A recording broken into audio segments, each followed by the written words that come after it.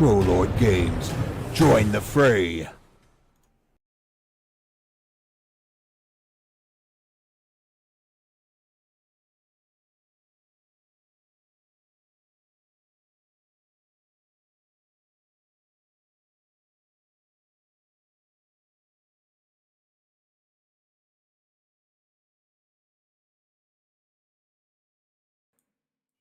Let's try it again. I was just amazed because Mike dropped and then he appeared. He's still on the stream, so I don't know. He's coming back now. Oh, so this is interesting. We've never had this before. What's up, Johnny, Vic, Noble Shield, Doug? Can y'all not hear me now? Jesus. Oh, you're being funny. I got it. Yeah, whatever. Oh my God. How's everybody doing today?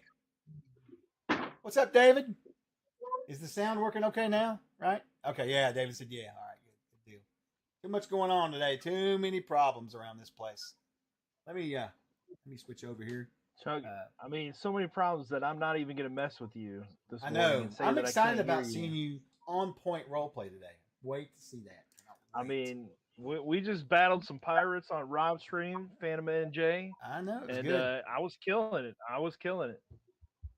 Let's see. I need to turn off one of these timers on here. Speaking of Phantom NJ, there comes the raid. Come on in, Raiders. We're just getting started. Crunch time for me today. It's been one of those days. Looks like I'm going to have 3 players. You guys come on in. What up, Curtis? Everybody's rolling in here. It's great to see everybody. This is exciting. Very exciting. Rob, thanks for holding up there for just a little bit, buddy. I was having some serious problems with Twitch, actually, of all programs. Now, don't be afraid. Mike is a powerful wizard, and he will often disappear and reappear in the stream, as we found out. So, you don't have to worry about that too much.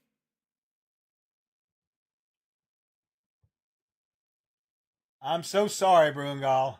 Chris, I'm sorry, buddy. I'm so sorry. Yeah. Brutal Hermit. What's up, Brutal Hermit? Good to see you. All right, Jay, go rest, buddy. Mike's the wizard's back. Mike, I think you need to play a wizard. So you just appear and disappear. It'd be awesome. Hey, what's going on, Jeremy? Good to see you, buddy. Lots of cool people in here today. Awesome. How was the game, Matt? Was it pretty good? Oh, you're muted, Matt, by the way. It was very awesome. We battled some Sanhagen. Is that how you say it? Shark people? Right. However you want to say it's the right way, in my opinion. Sanhagen. So we kicked their butt. Little creative use of floating disc again. Flying saucer. We have another person that joined us. Excellent. I finally figured it out. So sorry about that. I was looking for the link and I didn't realize Video Ninja was the Zoom link. Oh, right on. No worries. And you are... Who would you Josh. Be? Josh. We saw... Are you telling... and yeah, Mike will be back. Mike's kind of coming in and out.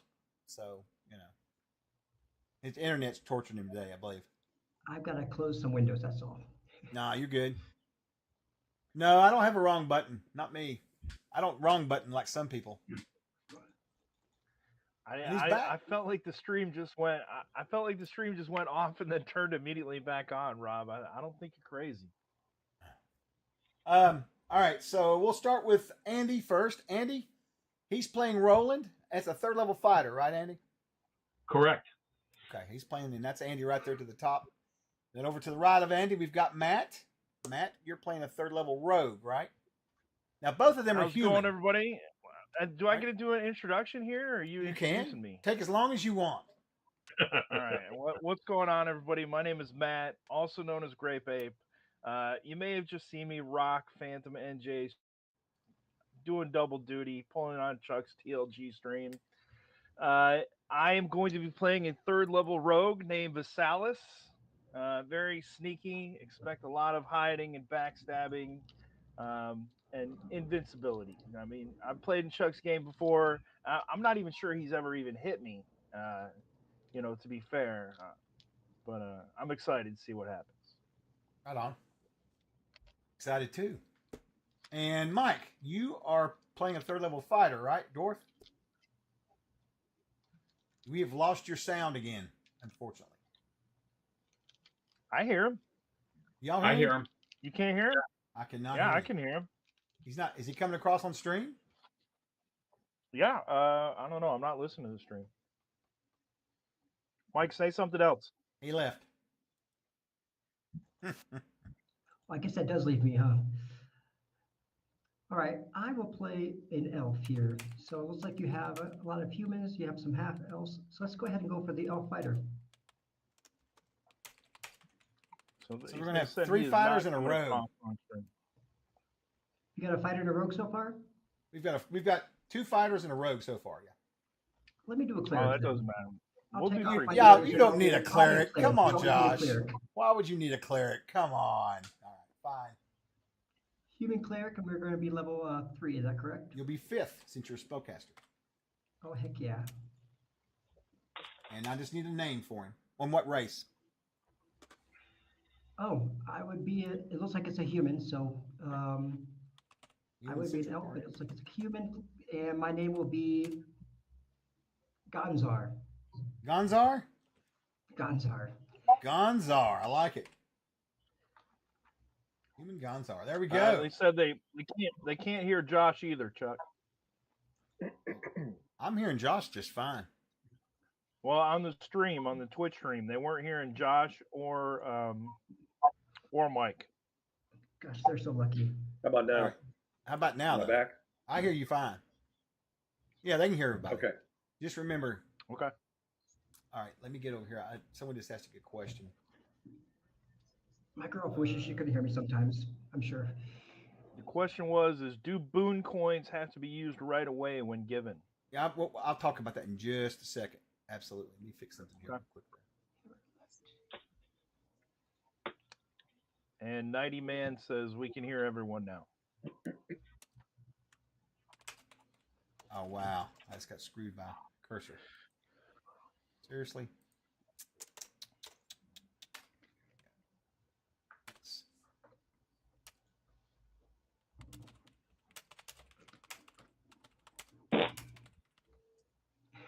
All right. Okay. I fixed that. Switch back over. Okay. Where are we at here? Mike, we got everybody back here. Okay. So, Josh went with the 5th level cleric human. This is a human centric party, it looks like. No, we have 1 dwarf in the party. I take that back. I think Matt's playing a. No, who's playing a dwarf? You are. That's me. All right. All Yep. right. Okay. Now, let's see here. Oh. Looks like everybody's in here. We got it good. I've planned to change. And then there's streams. That's right, Ron Wee. All right. So I'm Chuck Cumbo. I am the community director for Deloitte Games. We're going to run a little short adventure here for you guys today. I am going to start up a giveaway right now because I didn't have it going prior. Let me get over and do it. These guys are everybody's 3rd level except Josh, who's playing a 5th level cleric. We got 2 fighters and a rogue. Boon coins. So boon coins are these guys right here. You can buy them through channel points. You can do subs. You can do biddies, whichever. They are good for a plus or minus 3 or a plus or minus 15% on any roll. You have to use it beforehand. If you buy something for someone or get one for someone, you need to tell me who it's for so we can keep track of it, right? Okay. That's pretty much how it works. And let me see. I was going over here to start that giveaway right now. That's right. Do I get to buy boon coins for myself, Chuck? You guys start with 1 each. You can buy for yourself. I don't care. I'm not like some people. Sure, wear it out. I don't care. Well, wait a minute. I don't know. All right, we'll see. All right, the giveaway started for some PDF codes, just like everybody else has got. I'm going to switch back over here to my main computer. And we'll get started. You guys are good with that. It's good to see everybody. I almost just want to hang out and talk, you know. Oh, Lasudis is already getting one for Josh. Now I can keep track of all that. Josh. Awesome. Thank you. Thank you. Let's see here. Let me do this real quick. We'll do Andy, Matt, Josh, Mike. And Gonzar, I have my really holy symbol right here in my ring. Yeah, look at that. Awesome. All right, let's So Agile, you can either buy them through channel points or biddies or subs. I think it's yeah. So I need to keep track of this. God, this is going to be a Matt. You want to keep track of it for me? It'd be really helpful. Yeah, I can do that. Just write their names down and keep track of. It's either got to be a sub, or 500 biddies, or 8,000 channel points. One of the three. Okay. Wear it out. And go ahead and give everybody one by default. Mark it down through there. Okay. Right? And then that way we'll know how many you guys have total. And then that way, if they forget, they can ask us, right? And I can ask you. It looks like I got it. Lucidius has got one. Dirty got one. They're rolling in here now. Oh, Jesus Christ, Lucidius Agile. got one more. Oh, God, Agile. Calm down. Oh, my God. Let's see. So 1, 2, Holy 3, shit. 4, 5. What is that? 10 subs? That's So that 10 means, subs. I'll split out 10 more. And between us remember, all. And you need to got specify if they're for me or for them. And you can also specify if they are negative or positive. I don't think I've seen anybody give you one yet. No, I don't need any of them, Matt. All right. Get those out of the way. So, Good gracious me. Lucetius gave one to everybody. Thank you very much. Wow, very nice. Awesome. Thank for you, cool. Johnny. Look at that. Got Johnny's one. taking care of me. Good man. Yeah, put me down the list. Too. Whatever. I've got one, right? Do you start with one as well? I start with 100. No, one's fine. You start with one free one. No, I don't. I should make you earn all yours. All right. Man, everybody's rolling in here. Thanks for all the follows, everybody. This is fantastic. We're just getting started, too. This is great. We check and see how our viewership is over on. Oh, also, I forgot to do my normal spiel. If you're watching us on X or Facebook or YouTube, wherever, you'll have to come over here to twitch.tv/TrollerGames if you want to get on the raffle. But you most certainly don't have to. There is the link in Windows. Drop stuff. I'll drop the link in here for you guys, and then that way you can come over and enter if you want to. Most certainly don't have to. All right. Let me see here. Can I enter the raffle, Chuck? No. All right. So, I mean, you sure can. I'll just take you out, though. I'm not going to do you like that. I'll tell you what. I'm going to give all the players a prize anyway today. How's that? All right. Oh, that's All right, that sounds good. We'll do it, man. All right. And their wizard Mike will be back in a few minutes. Well, he's not really a wizard. He's a fighter, but he's in and out of space and time. Would you like me to introduce myself real quick now that I'm settled in here? Absolutely. Hi, I'm Josh Sterrett. I'm also known as Winged Horizon. I used to be in about, Josh, Winged Horizon. Yes, Josh. Yes, I know you. Yes, yeah, I've been South around since like around 2016 or something like that, in different forms, my own thing, or on GaryCon TV or GREYHAWK, or not GREYHAWK Con. I'm still mixed up today. GenCon TV, and now I mostly just sell Dwarven Forge, resale. And I'm streaming in from Mexico. Yes, I remember you used to live. Was it Mexico you used to live in, or was it South America? I don't remember. It's been so long. Always Mexico, and that's why I actually almost showed up an hour late today because I was thinking of Central Time. And, I used to catch your streams on Twitch. Yep, That's a long time ago. Yeah. Well, that's cool, man. That's awesome. That's awesome. Yeah. Well, now we get to turn it around, like the one I was DMing or the one I was playing in. You were DMing. Oh wow, you okay? What am I? It's a long time ago. It's a long time ago. Yes. It might have been before I worked for the company, actually. But Not another TPK. That's right. Was the name of the group? It was the name of the stream. Yeah, absolutely. All right, we'll get started then, guys. Matt, did you see that little chat from Agile about how he broke that up? He gave a breakdown for all the subs. Yep. Hey, what's up, Courtney? Good to see you. Here. Okay, great, good deal. I'm gonna get distracted by chat. All right, so we're gonna go into an adventure for you guys. We're gonna do Into the Dark, and the premise of this is, you guys, it's real easy. You're treasure hunters. All right, that's as simple as that. You guys have been down on your luck. You need to make some good gold quick, because there is a certain group of individuals that are looking for you. You owe them money. In fact, Matt here, he sort of is he's a friend of yours. He got you involved with these guys. Basically it was a rogues guild, thieves guild. But some things happened. You guys are in their debt now, and Matt has tried. And the last time he tried to explain the situation to them about you guys having some problems, they almost killed him. So he's come to you and he said, "Guys, we've got to get some loot." So you've been looking and looking, and you've heard about this tale of an old ancient sword that belonged to a noble knight, a very powerful weapon, laying in the ruins of his keep somewhere below or within. And so you guys are going to go check out this place and see if you can find it, maybe even some other treasure, right? That's what you're looking for. Very basic. And that's the premise of the story. I have the original GREYHAWK and played in one game with Greg. Oh, nice. Very nice, Agile. Very nice. He's going to get made. Yes, he got made an offer he couldn't refuse. So we're going to go into that now, all right? So are you guys all watching the stream? Yes. Okay. You can if you want to. I'll be displaying some images for whatever you encounter up there, and that's about it. But if you want to look at it, you can. You don't have to. Not required. But I just wanted to let you know. Because that's how I'll be sharing what few images I have. All right. Okay, so we'll get started right away on that. We can go right on in here, and let's just see what we can come up with for you guys. All right. Let me quick edit on this box right here. I have you guys all here to do it.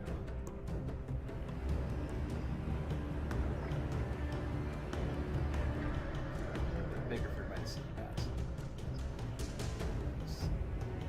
Likes to shrink it right now. I love your background, Mike. Oh, thank you, sir. That's a nice one.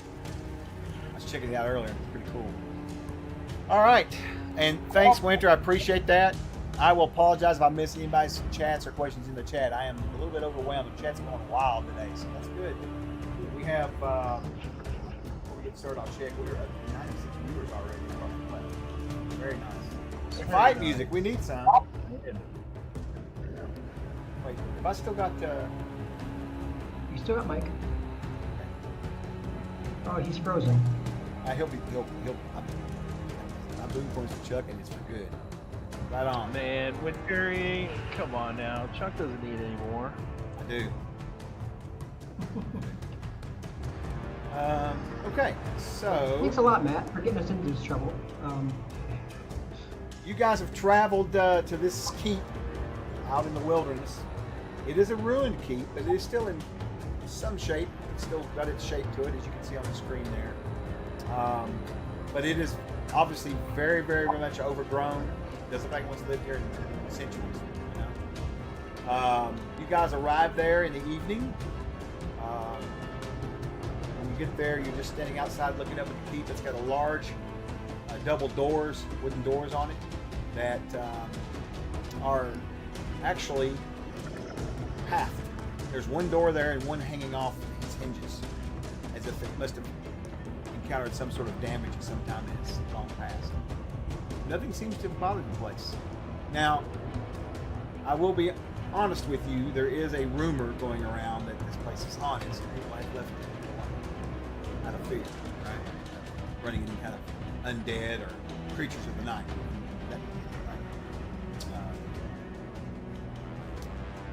So yeah, let's talk about torches for a minute. All right. Has anybody got torches in their backpacks?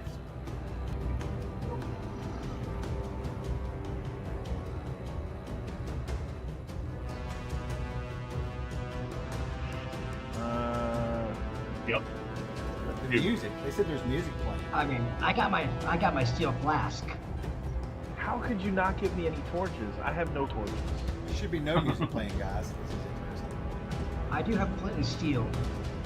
So we just need to get some brush. How is the weather? How is the ground outside? Got any like dry brush going around out here? Yeah, it's the dun dun dun dun music. Oh, there's The what? music. What is it? Yeah, it's the excited dun dun dun dun dun dun dun dun music, and it's loud. Wait a minute. Hold on. Did it go away now? I bet you money it did. I didn't even realize it was playing. No, Wow, that's hilarious. it's still playing. It should go away in a minute. All right, Is it it still went away. playing? Do we have any dry brush outside? How's the weather in this time of the year? This time of year, oh no, you guys got torches. I just want to know how many you have on your character sheets. I don't see any of them on my character sheet. So I do have a spell, and I Oh, also have flint and steel. So okay. I do anybody- have two torches. How about you, Mike? Nope. Matt? You did not give me any torches for some reason. Okay, that's fine. So everybody will have 2 torches to start. oh, that's nice. Right. All right. I'll put that in there. We don't want anybody to have to waste their spells on light. That's silliness, right? Do 0 level spells cost spell They spots? do in our game, yes. Oh. Sure. Yeah, we're old school. That's Yeah, good. it's all the same. The 0 level spells are utility spells for the most part. Looks like Yeah. 3 spells and 2. Okay, gotcha. 3 and 2. All right. So the way this game works, who here in this group has not played CNC before or the Siege Engine? All right. Got the books, just haven't been able to play. No problem, Josh. So it's real simple. Basically, all you have to worry about is in your mind is on your character sheet. You have some. You'll probably have. You're human, I believe. So you'll have 3 abilities that are chosen as prime. You see that? Those prime abilities, they basically, I'll start checks at round 12 for those. All right. If it's a non-prime or secondary, either term, I'll start those at 18, just so you have an idea of what you're better at as far as rolling for checks, right? Yep, I read about those last night. Okay, and that's really all you need to be worried about. The only other thing you have to think about is when you're making a check, you do get to add your level if it's for a skill or ability or a trait that belongs to your character. Okay. How about my turn undead? Turn undead as a check. sounds You would important. definitely add your level to that. And is it just a one-time use for a long rest or something like that? Nope. You can use as much as you want. But Perfect. if you turn a certain group of undead, right, and you run into more of those undead are not turned. Makes sense? Okay, so it works for just So the they're like a current. hive mind, huh? Right, and if you have, like, say, a group of undead and there's mixed, so you got some skeletons, you got some ghouls, you got maybe a lich, you have to decide which type you want to turn there, which group, because there's 3 types of undead. There's just your common undead, right? Then you've got your extraordinary undead, I think it's called, and that's like level draining stuff, like whites and that kind of thing. And then ultimately, you have the unique undead, which is usually like a vampire lord or a lich, an individual, usually one person, right? So that's kind of how that works too. So like if you turn, you're not turning in a Gotcha. group Okay. up, you're turning in a level, I guess the 3 different levels. But mixed groups are not that common, as you well know, unless it's some sort of like lich running a undead army or something, right? Thank you very much. Yeah, stock options got in it. the torch company. All right, so that's the spiel on that. We'll get started. You guys are standing out in front of this door. It's hanging off the edges. The sun it's night. You don't see any lights in the building at all. You can enter in and whenever you're ready. Can we do a quick recon around the area and see if there's any alternative entrances?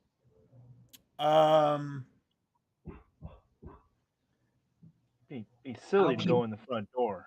I'll keep the camp. You can. Maybe you could check out that door You sure to can. see if it's been recently opened or if it's been like that for a while. We have a dwarven, right? A dwarf. They can Yeah. look at the stone. Oh yeah, you want to see. You want to suggest that maybe perhaps I didn't get Mike's character name. I just realized that. Mike, what's Yeah, your I'm character name? just a human. I mean, we're good at almost everything except things that are useful. All right. What's So- your character name, Mike?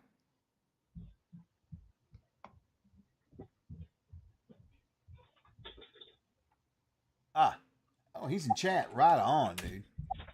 Of course, I butchered that. Of course, Arvon. I think it's Silent Bob. Arvon.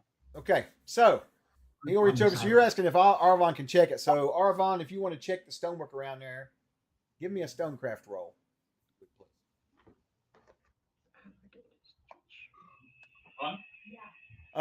You sure can if you want. Absolutely. So he's going to use. How many coins does everybody have up? By the way, Matt, we should probably get that down just so we know. I've got 5. Andy's got 4. Josh has 4. Mike has 4, and Chuck has 5. All right. Okay, that sounds good, buddy. So Mike has 3 now since he just used 1. Yep. All right, Mac, you can add +3 to your roll, buddy. Can we use those before or after the roll? Or just Before the roll, always. Before, not after.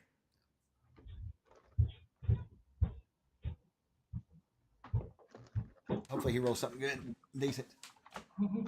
Now, while they're doing that, Visaris, do you want to go, or Vicious, do you want to go, and you said you want to kind of try to walk around the place and look and see if you see anything that might be an obvious back entrance to it? Yeah, I'm just gonna hide in shadows as I, do a little perimeter Okay. march. See if there's any other little secret entrances or anything. Okay. So give me a hide and shadows roll, and I'll tell you a little bit about the place before you even do the roll. So it's built into the back of a big stone cliff. Okay. So normally I would tell you if you were going to search for an entrance, I'd say, well, it was going to take you a bit while to go around this place and look. Since it's built into the back of this big stone cliff off this mountain, it's not going to be very hard for you to look, honestly, because a lot of it's overgrowth.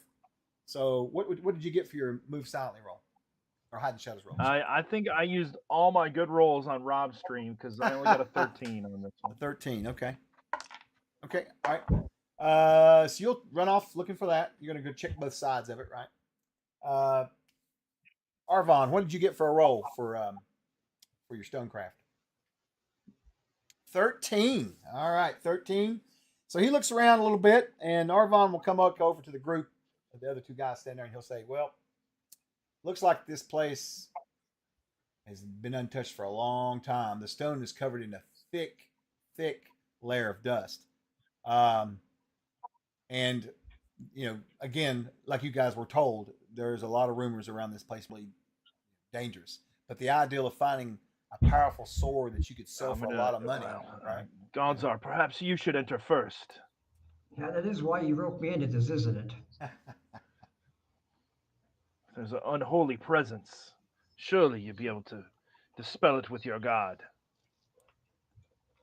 That for sure. And so I walk forward and pull out my hammer, Okay. just in case, and my shield. I could use a little bit of a light behind me, perhaps, to look. I'll follow behind him. Okay. Thanks for having my back. All right. And what would I see?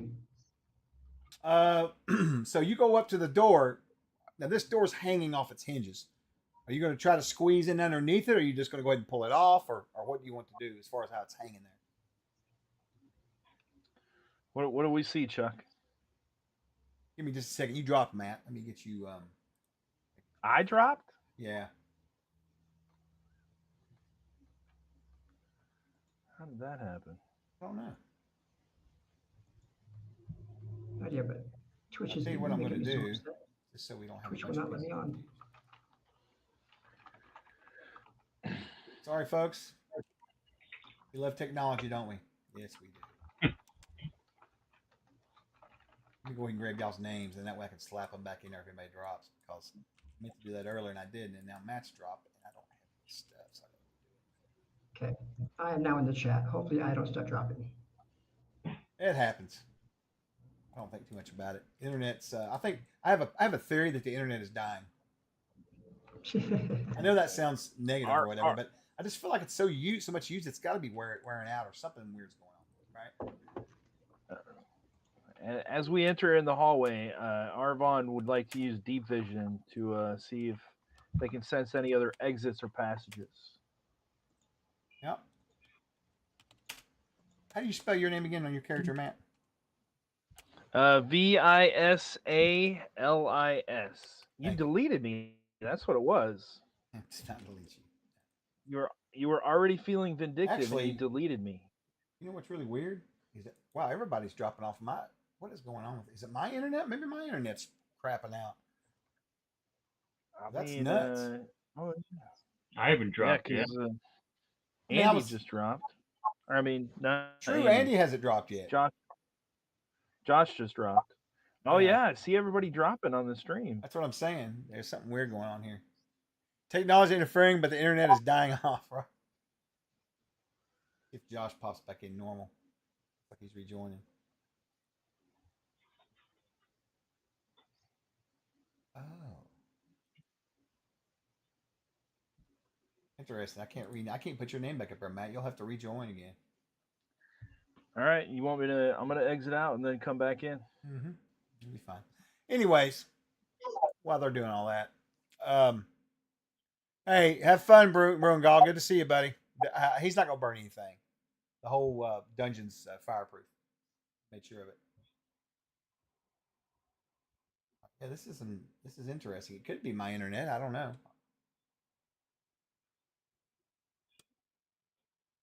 You never know about stuff like that, right?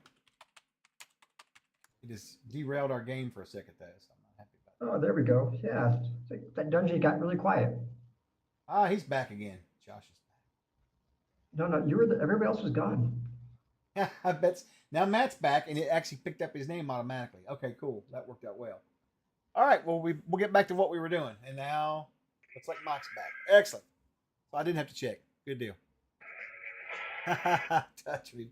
All right. So you guys will enter in. My understanding is that Gonzar is going first, right? I'm checking first, trying to use my eyes to see if I can see through the cracks as the light comes up to it. Yeah, Gonzar is going in the hallway first. Arvon is going to use his deep vision to see if he can sense any other passages. And we have lit a torch that I will carry. Yep. Arvon. And then who am I missing here? I'm missing Salas. I'll be second behind Arvon, walking silently. Hold on just a second here. All right, so Josh is going to be leading. He's going to have Arvon behind him. And you said you're going to be behind Arvon? Yeah, I'll be third. Okay. We'll have Roland bring up the rear. All right. Sounds good. Bringing up the rear? You'll be fine. You'll be fine. All right, real quick, let's get some information from you guys because I didn't get that from you either. Real quick, let's see, we'll start with Andy. I can hear you, Chuck. Can you hear Mike? Mike is not in my call.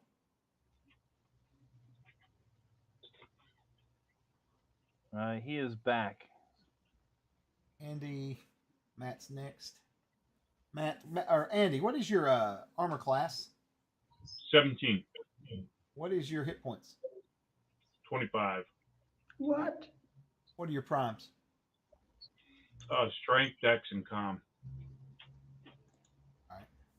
And then Matt, same for you. What's your I'm not sure if I want to give that information out, Chuck. I mean, that's privileged information, and I don't want you to use it against me. I won't. I promise. I won't. AC 13. Yep. Hit points 20. Yep. Primes are dexterity, intelligence, and wisdom. All right. Let's see. Next step's going to be Josh. I just realized I have level 1 character sheet, but it looks like I have a 15 AC, but that's my level 1. So let me go ahead and go back real quick and find my actual. Grab that one, and then I'll grab Mike's from him real quick. It looks like 15 AC and 8 hit points, which why I'm so shocked. Yeah, that's not right. Yeah, you need to go check that one out. Mike, what is Arvon's AC? It's 17. He's got it right in that. We hear you too, by the way. Excellent. Sweet. So apparently it's my video that's delayed by like, I don't know, 7 or 8 seconds. That's all There right. we go. We love technology. All right, so let's see. That's everybody but Josh. We'll get Josh's here real quick, and then we'll be. Yeah, my human cleric is, there we go, level 5. Yep. There we go. 17 AC, 28 hit points. 28. Mm-hmm. All right, what's your primes? My prime, strength, dex, and wisdom. All right. Matthew, you're the one. Interesting. All right, I got everybody stuff down that's here. a good point. Josh, did you pick the 3rd level or the 5th level? It says level 5 on here. Yeah, good. There's one in the middle. All right. So you guys enter in. What did you decide to do, Josh, about that door? You just going to pull it down? It's hanging there. At first, I tried to peek through it first to see if I could see through it with the torch close enough. All right. So when you peek through it, you look in beyond the door, it's a darkened room, but now someone's got a torch behind you, so you have light flowing in. You can see what it looks to be. You look a little closer, and it looks like a pool of water, sort of rectangled, with stepping stones across it. Looks like the entryway in there. It's got like a little area where you walk across on stepping stones across water. Okay. It looks decorative, if you would. And then beyond it is what appears to be another set of double doors, which are shut. Water already. That's right. Watch out. Danger. I do have purified water. I mean, all right. So I say it looks close enough to an entryway, so I'm going to try to quietly pick the door off of its hinges. It looks rotten enough to be able to break it off, right?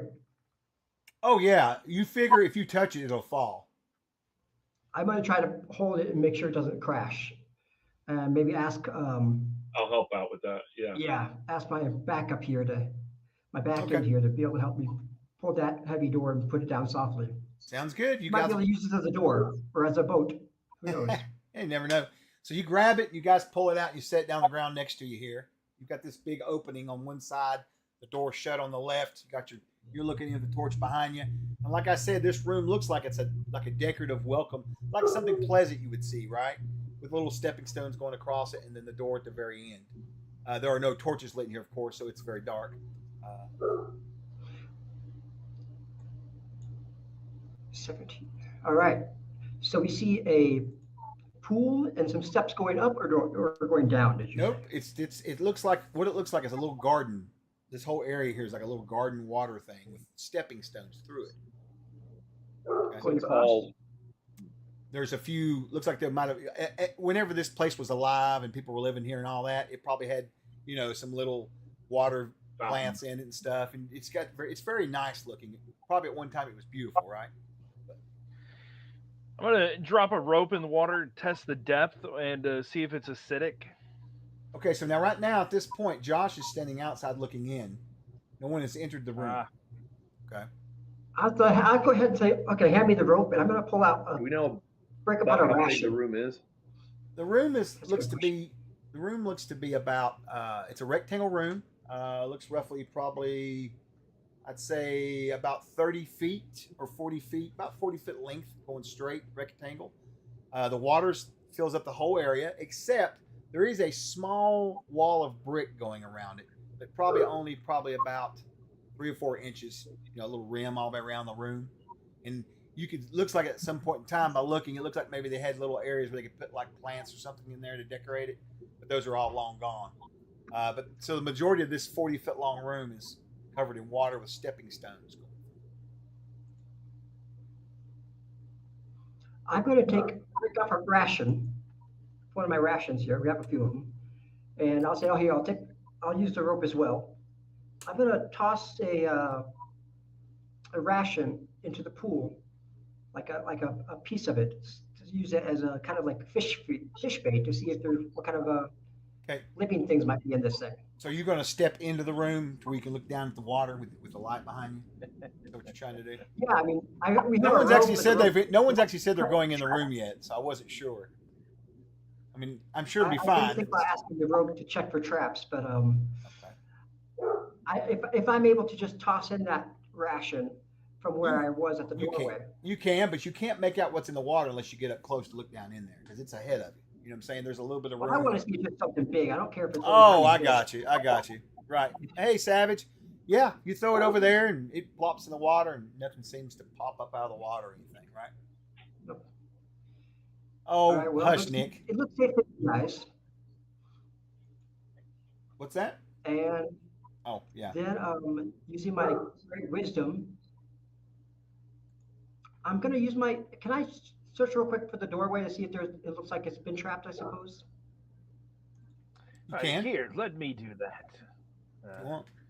I'll take a look at the door. Oh, thanks. Okay. Just as I step out, you step over it. That's my speciality. And let's see, what's my trap roll? Come on. All right, there we go. 19 plus 3 is 22. Plus my level would be 25. Well, you look around at it and you don't see anything that looks like it'd be dangerous. No. Uh, does that include like the first couple stones to see if they would Yep. fall in the water since I rolled Yeah. so high? Yeah, this looks like it's a pretty shallow pool of water too. From what you're looking at, it's not. You don't think it's deep, really. Now that you start looking at it longer, especially since you threw that food in the water, nothing large is going to pull out of something like this, right? It appears to be safe. There aren't any traps. All right. Well, I'm going to try to do a Iron Man or like ninja warrior type of thing that you saw on TV those days ago, and try to skip myself, skip across the stones to the other side. Okay. Hopefully, if something does fall, I can just kind of like, with a running start, be able to just fly right over it and not like actually get hit by it. All right. So, So group looks like Gonzar is going to take one for the team and hop across the stones. Looks like there's probably about 6 or 7 of them total, and he just starts skipping across there. Now, you don't have a torch with you, so at the very end of it, it's going to get really dark. So you might want to take the I'll torch. light one once I get to the other side. You what? I'll light it when I get to the other side. Okay. So for now, you're just going to hop across, right? All right. So Yeah, the light's good. with me. No problem. You hop across. Let me see here. Is Arvon going in second? Because I mean, I'll be shortly behind him. I'm not going to be, like right on his butt, but We can hear you now. we can hear. I can hear you. Yeah. Well, I can't hear him, but that's fine if you guys can hear him. I don't know why y'all can hear him. You and I can't hear him at all. No, I can't hear him at all. He asked if he could use yeah. deep vision. He Well, sounds great. He's not in my call right now, so that's the problem. He disappears from my call. It's like right now he's not in my I call. heard him. He has deep vision. He wants to see if there's anything in there which says deep vision. I'll translate for him. He's my imaginary friend. That's no problem. So I'm assuming you're going to put the torch out, right? So you can, you put Well, the I'm torch still out. outside, so Arvon's going second. Right. Arvon had a torch though. So if he's going to use No, his I had the torch. You have the torch. Okay. I thought he did. And Roland had a torch. So you're going to put the torch out briefly so he can use his dark vision? I mean, I'll just step back outside, and if he needs, It's got a if he 40-foot. pushes, It's got a big radius. You know that it'll spoil his vision. Don't be so paranoid. For Christ's sake, it's okay. I promise. If I need to put the torch out, I'll put the torch out. Yeah. All right. So he puts the torch out, and good God, everybody's so paranoid, man. I don't know why. So you put the torch out, and so with the dark vision, you're going to see nothing particularly different, actually, Arvon. No, really, there's nothing hiding in here in the dark or anything like that. Well, I think it was deep vision, Chuck. Does deep vision It's the same. do It's just anything farther. different It's just than 300 feet dark? versus 150 or whatever it is. I don't know. Whatever. So he can see what's on the other side? He can see that there's a doorway at the end. Yes. Okay. Double door, shut, wooden. So you hop across. Arvon, are you going to move forward? Are you going to move forward on the? Is the water placid? Yeah, for the most part. Yeah, there's no waves or nothing in it. I would almost say it might be, if it wasn't for the fact there wasn't a lot of algae in here, I'd say it was stagnant. You know what I mean, with mold on top of it.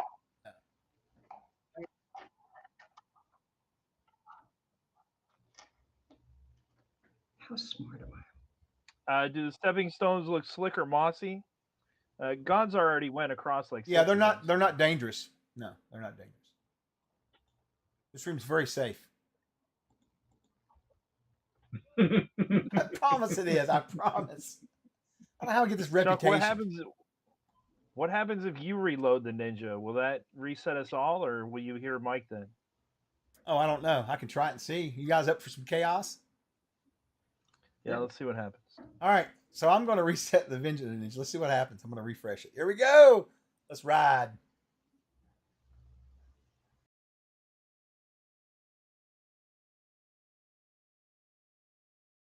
Now I hear no one. Oh, wait. I got to click a button. So we're at the end of the dungeon now. It's great to see here. All right. So everything came back normal. So we made it to the end, Chuck. We made it to the end of the dungeon. It was really great. Josh. Killed the skeleton. All right. So, yeah. So the rocks appear safe. I think Arvin's going to go in, and as soon as Arvin heads on in, I'm going to relight my torch and be on the first stone inside the doorway. All And I'm right. gonna be So, checking the ceiling, Chuck. I want to look at the ceiling and see so if you there's anything on the guys, ceiling. you guys look around the room and everybody give me a wisdom check unless you have the ability for some sort of weird, strange searching. I know that Mike's got stonecraft, or Arvin does, so he can do a stonecraft roll.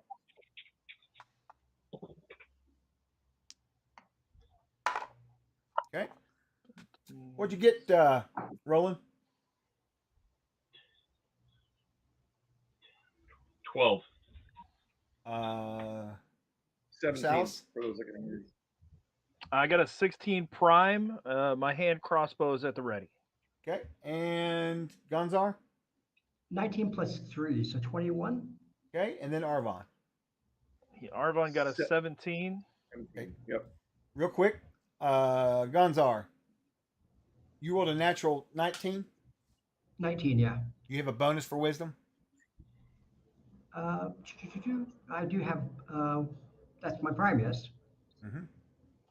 But what's the bonus on it? What number is it? Is it 18, 17, 16? I have 18, and it says plus 3 for mod. Okay, so also add your level to checks and saves. So you actually rolled Add a your 20. level. You actually rolled a 27. Okay. Oh, Very nice. So the cleric will declare this place clean and holy. No, but you don't find anything. Look, everything's fine. Yeah. all right. So Excellent. okay, so everything looks pretty good. I will note in the water, you do notice in the reflection of the torchlight, there appears to be some small koi or goldfish, large ones floating in the water. They appear to be Floating or swimming? they're swimming, but Okay. they're skeletal. Big difference. They appear to have pieces of flesh missing from them. They look almost No. undead. This place does not feel holy, actually. No, it's not. And there, you see, they've actually nipped up some of the food that you threw in there. They're actually eating it. And you can see the food going through their the mouth, and then going through their skeletal body and just coming out and floating in the water. They're not really eating it. They're just kind of going through the motions, Is there any kind of sense that I could use that lets me know or how bad of a place it is? What kind of undead is around? You don't know if there's really any undead or not. That's just the rumor that there was undead here that stole children in the night and brought them back here and sacrificed them to some demon lord or something. Some crazy Well, story. I definitely know there's undead now. There's undead goldfish. By the way, I have 110 gold. You asked me before. That's true. Okay. Yeah. So you definitely see these. That's the first.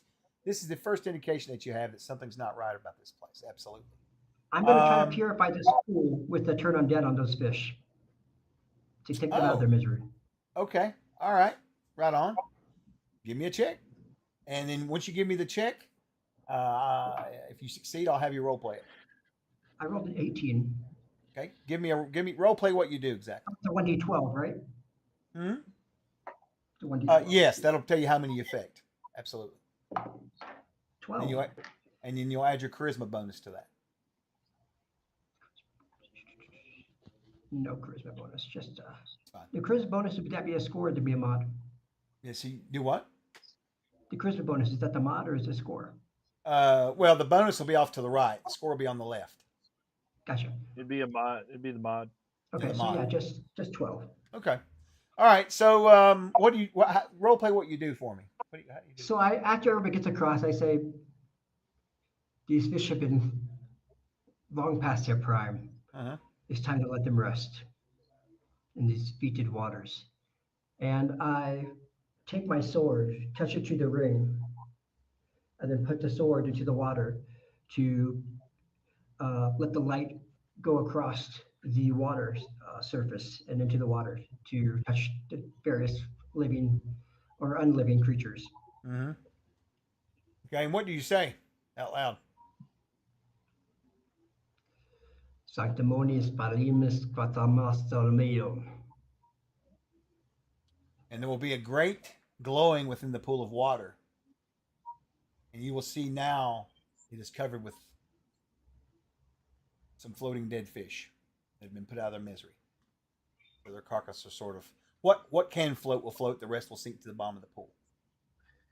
Is there any glistening in the water while the light glows of coinage or metal? Just bones. Lots of bones. From previous Really? fish. Already? He's ready, man. He's ready for gold. But Let's so no. focus on the goal. We have to get the sword. I don't want to be here any longer than I have to. This place gives me goosebumps. All right, I'm going to advance on to the other end of the door and shine the torch through the doorway to see what is beyond. Okay. Just a second here. 90 man, I was thinking about throwing a coin in, but it wasn't really like a basin or a well. It's just like a flooded room, so I decided against it. But we're thinking the same thing.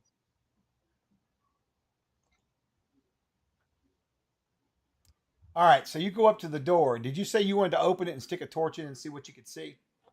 Oh, it's a door on the other side. I thought it was an open doorway. Then I'm it's going double to doors that are go up shut. to the other doorway. I'm going to check it for traps. 15 plus 3 plus 3 is 22, 21. Okay.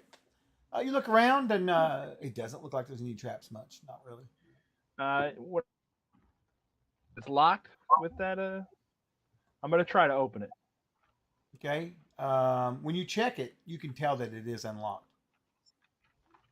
I'm going to slowly creak it open with the torch above my head, peeking inside. So, Versalis, or is it Versalis? It's Visalis. Visalis. I got to write this down, but I was in a hurry. I wrote down Visalis. So Visalis reaches forward with his torch. He opens the door and he goes to crack it open.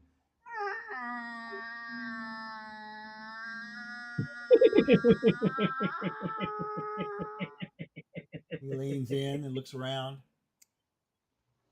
So before you is what appears to be a long hallway, right?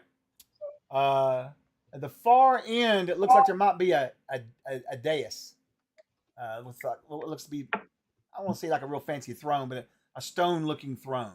Far on the other side, your light can barely touch the edges of it. You can see it in the dim light. On either side of this hallway or room, I guess it is large.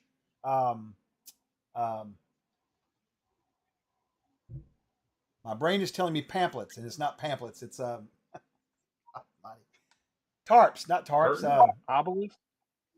Tapestry. Tapestries. Jesus, Lord above. Thank you. Tapestries. And they're all the way down the hallway. And just by looking in, the very first one on the right here, Versailles, you can see what looks to be, it looks like a battle of knights on a field. Two different groups. And far up on a ridge, you can see what appears to be some people looking down. Some sort of painting of a battle or something, right? On the left, looks to be, honestly, it looks like another battle, but this one looks like to be a sea battle, right? Of some sort. I'm going to step into the room, pushing the door wide open, hold the torch aloft high, my back up against the wall, checking the ceiling, while others with more armor can go past. Sure. Okay. Arbonne into the left towards the sea tapestry. That works. Battle axe drawn. Yep. And I would kind of like keeping an eye open to see if these are pretty big tapestries, I assume, yes? Yeah. There's probably a large, massive wooden beam in between each one of them as you go down through. They're supporting the room, right? So you've got a tapestry, then a large wooden beam, and then another tapestry, and so forth. There's three of them. So are the tapestries against the wall, or are they hanging like at the top of like a Colosseum kind of thing, like out down the center, or they're against the wall? They're against the wall flat. They're hanging on the wall, yeah.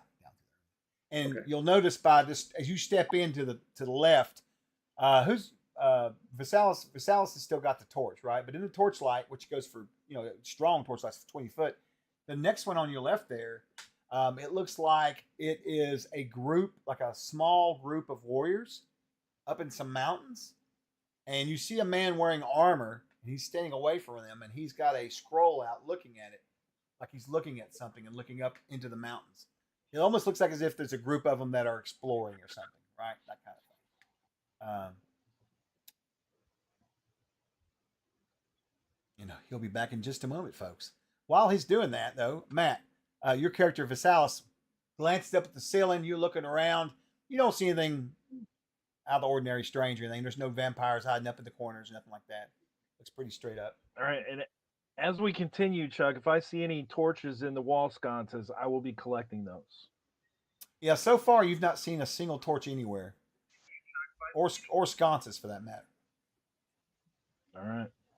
Well, which is kind of strange. I'll bring up the rear with the torch lit as well as these Okay. guys are moving forward. Okay, so you're going to carry torch as well, also. Yes. Okay. Okay. Archon. Moving down the left. Yeah, did you catch that last bit about the mountains and all that? Sorry. Yeah, mountains scroll, like looking up into the Yeah. mountains is the kind of depiction on the second tapestry, right? On the left, Okay. it looks like they're exploring or something, right? Yep. Yep. Okay. Okay. So I want to kind of walk along and look behind the tapestries. A, make sure there's no one hiding behind them, and B, using stone cunning or what have you as a dwarf, look for secret doors, any type of anything behind that might be off or unusual behind the tapestries. Moving down the left. All right. Visalis, you would be next in line. Are you going to follow him on the left as well with your torch out? no, I don't think so. I'm gonna stay at the door. I'm gonna let Roland and Gonzar come in, and I'm gonna stay at the door and actually spike it open so we don't get trapped in here. Okay. All right. While you're hammering away, spiking that up, the other two are going to come in here. So for Gonzar, you've got Roland behind you. He's got another torch out. You guys pass him. Are you guys just going to basically head down the left behind Roland, or do you want to go to the right? You want to go to the center? It doesn't really. I just need to know where you're at. I will answer a question for you real quick that I did not give you. No one asked. So this long hall, right, looks to be probably about 60 foot long. Okay, and it looks to be about 20 foot wide. So it's a pretty good size long hall. I do have a question for you. Wait. Given my religious background, and would I be able to roll a history check? Of course, I'm coming from 5e, so I'm not sure if it works the same way here. But with my wisdom background, Yeah, give me I know. Give me a wisdom check. Sure, we'll see. Actually, Nat 20. wisdom's a prime for you, right? So Wisdom is a prime, yes. yeah, so And I rolled a nat you don't 20. have to roll then. You don't have to roll. So you think about it for a few minutes. What was you curious about with the history? Wanting to know what about this place, what these tapestries are sort of inferring, right? Exactly, yes. Inferring and if they're going to give any clues for what we can expect ahead. Okay. So honestly, they look like they're depicting different scenes from a warrior. He seems to be prominent in all of them, right? Looks like a knight. It looks like it's almost like he fought some sort of battles and then he's on some sort of journey so far. Y'all haven't reached the end, but this looks like it's telling a story of maybe his past, achievements, that kind of thing. Does he carry a sword with him, like the one we're looking for? Absolutely. You'll see that sword either sheathed or pulled out during battle. The sword looks to be, and it's very distinct. Now you know what you're looking for. The moment you ask, that was a great question, by the way, because the blade is giving off some sort of a bluish, greenish aura in the pictures, right? And it looks like it's covered in runes. And on the blade, on the tapestries, anywhere it shows the blade unsheathed, the runes appear to be glowing white. That looks like a very holy sword. I look over to my dwarven friend. I say, those ruins, are they dwarvish? Am I able to tell from the tapestry? They don't look dwarvish to you. They just look like they're not very detailed, so nothing speaks to you of being dwarven. Okay. But fair. What's up, Torlock? The sword, is he ever fighting anybody? Or any kind of undead? What is he fighting with that sword, if he is fighting at all? So, in the ones you've seen so far, he has been fighting normal opponents. Looks like other warriors or other armed knights and so forth, right? No dragons. No dragons. Oh, that's good. Whew. I hate dragons. Let's see here. Got so much stuff up here. I need to close out these windows. It's got me kerfluffled, I guess is the word. I'm looking for. Quick question for you. Where can I find the spells to look up what they do? That would be in the player's handbook. Yeah. Yep. In Okay, fact, thanks. if you turn back to the back, I think you've got which copy have you got? You got that the seventh printing I gave Seventh. out, right? Mhm. Yeah. Look around page 100, maybe, but it'll be in the spells. At the very beginning of the Perfect. spells, there's a spell list that gives you a very brief description, which is kind of Okay. helpful. So you don't have to keep digging through different. You know what I mean? Yeah. Thank you much. No worries. All right. So you guys have now entered into this place. So I'm going to as you're looking around here, you start heading down through here. Vasalis, you get that door hammered up. Oh, I know what I was going to ask you guys. For Roland and Gonzar, did you guys decide if you wanted to go down and follow him, or are you still staying back up here? So definitely following us, because I initially Visalis and was working with was it Arvon? Mm-hmm.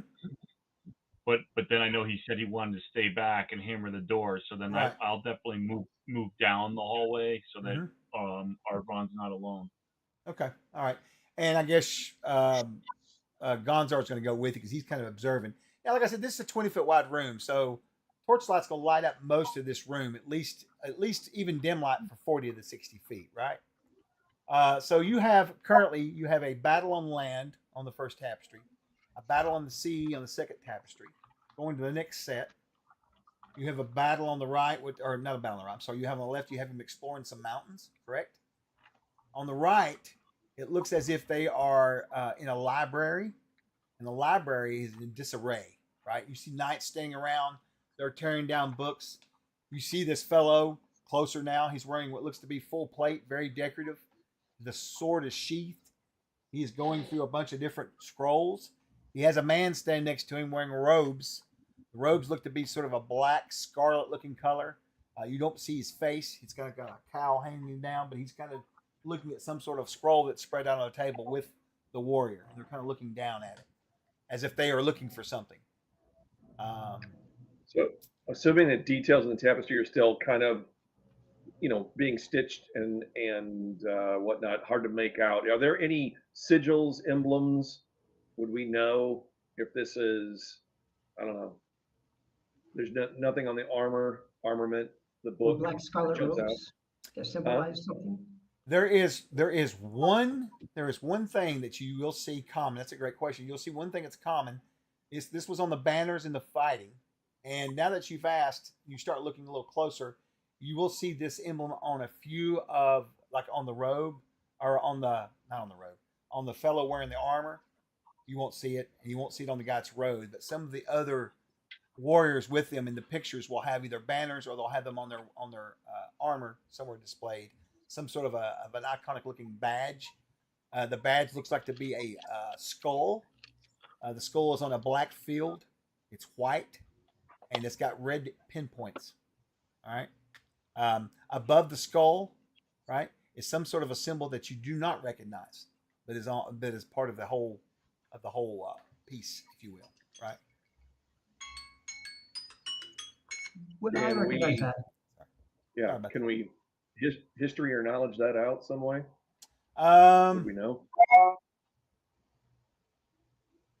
I had rolled a 20 when I asked about the scrolls or about the tapestries earlier. Yeah. Everybody, give me you know what? Actually, let me see here. Roland and Arvon, give me wisdom checks. Wisdom. Quick question. Roland is what, by the way? Fighter. 11 all in. Okay. All right. Yeah, cleric, you travel with 2 fighters and then the rogue. Arvon's a fighter too? He's dwarven fighter. Yeah, I am. Yeah. I rolled a 2, so I doubt I got. What's my level? It's a 5. I have no ability modifier. So. Oh, it's I forgot to okay. add my level to it. I forgot to add my level to it, so it'd be 14. Okay, those are both If you're non-prime. adding- Those are both non-prime, right? Yeah. Right. All right. So 14 non-prime, and what was yours, Andy? Or Roland? Like a 5. 5 or a 6 or 5 something like non-prime. that. Okay, all right. So you guys don't have a damn clue. You're like, now the other two, the rogue especially, he has a little bit of a lead on this because of being with the Thieves Guild, right? You guys know that this guy was hunting for some sort of way to live forever. And so over his career as a very famous knight, toward the end of his career, people begin to look upon him with having a lot of doubt and fear. It felt like he was turning to the dark side, if you will, right? And it most certainly seems that towards the end of his career, he got less and less, he got more and more introverted, wouldn't communicate with people, sort of stayed in his tower and his keep as if he was very upset because he hadn't found whatever he was looking for. You don't know what it was, but he made lots of sorties out to try. In fact, there's even a tale of him fighting a dragon at one time over some sort of artifact that was going to lead him to the secret of living forever, right? But anyways, at some point in time, he went off on a huge campaign and was gone for many years. And the story is he returned back to his keep wounded and dying, and felt it and just died within there. So everyone just assumes that the sword is somewhere within this old keep, So his home has become a tomb for him, more or less, right? And that's what you know about I him. follow there, man. Always searching for the fountain of youth. Why does anybody want to be an elf?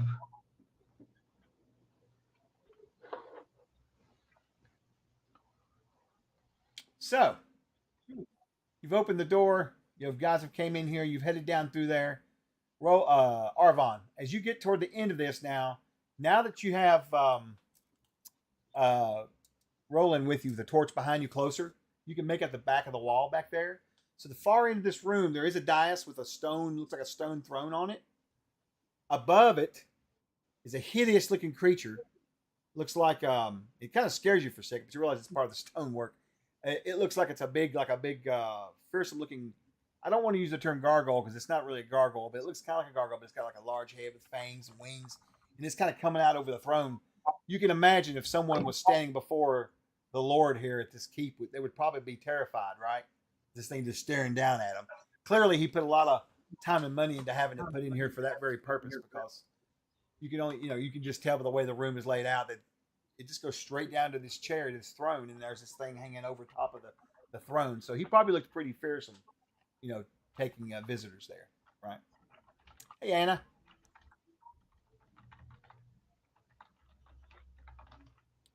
Let me finish up the rest of the tapestries too.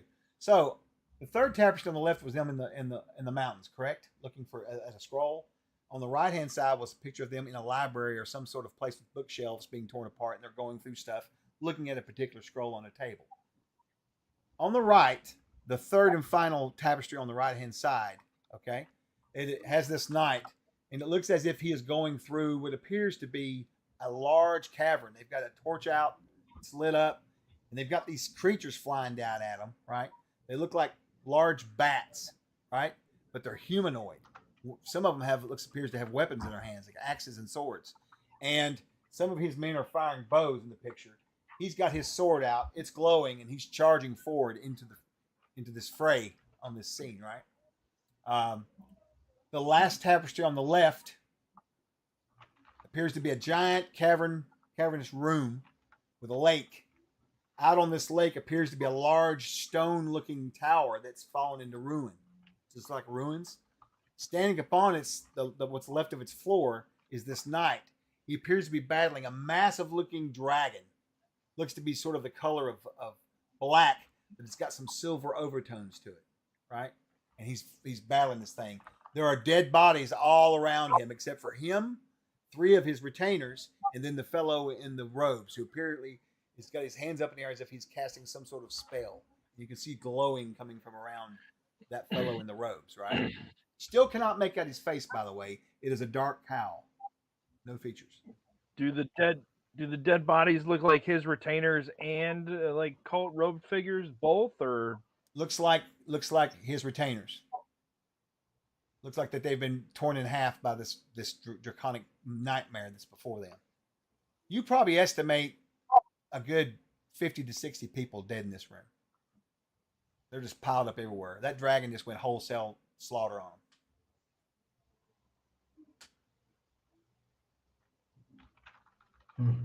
them. It does not bid good. Now, Do those And we definitely I'm sorry. do those figures in the second to last tapestry look anything like the one that was over the throne? No, no connection. Okay. You know, these are like man back dudes. You know, that thing there, All right. that there's just some sort of sculpture of like just a feigned creature. You know, wing Yep. like a different world of Gargoyle. gargoyle. Yeah, something weird.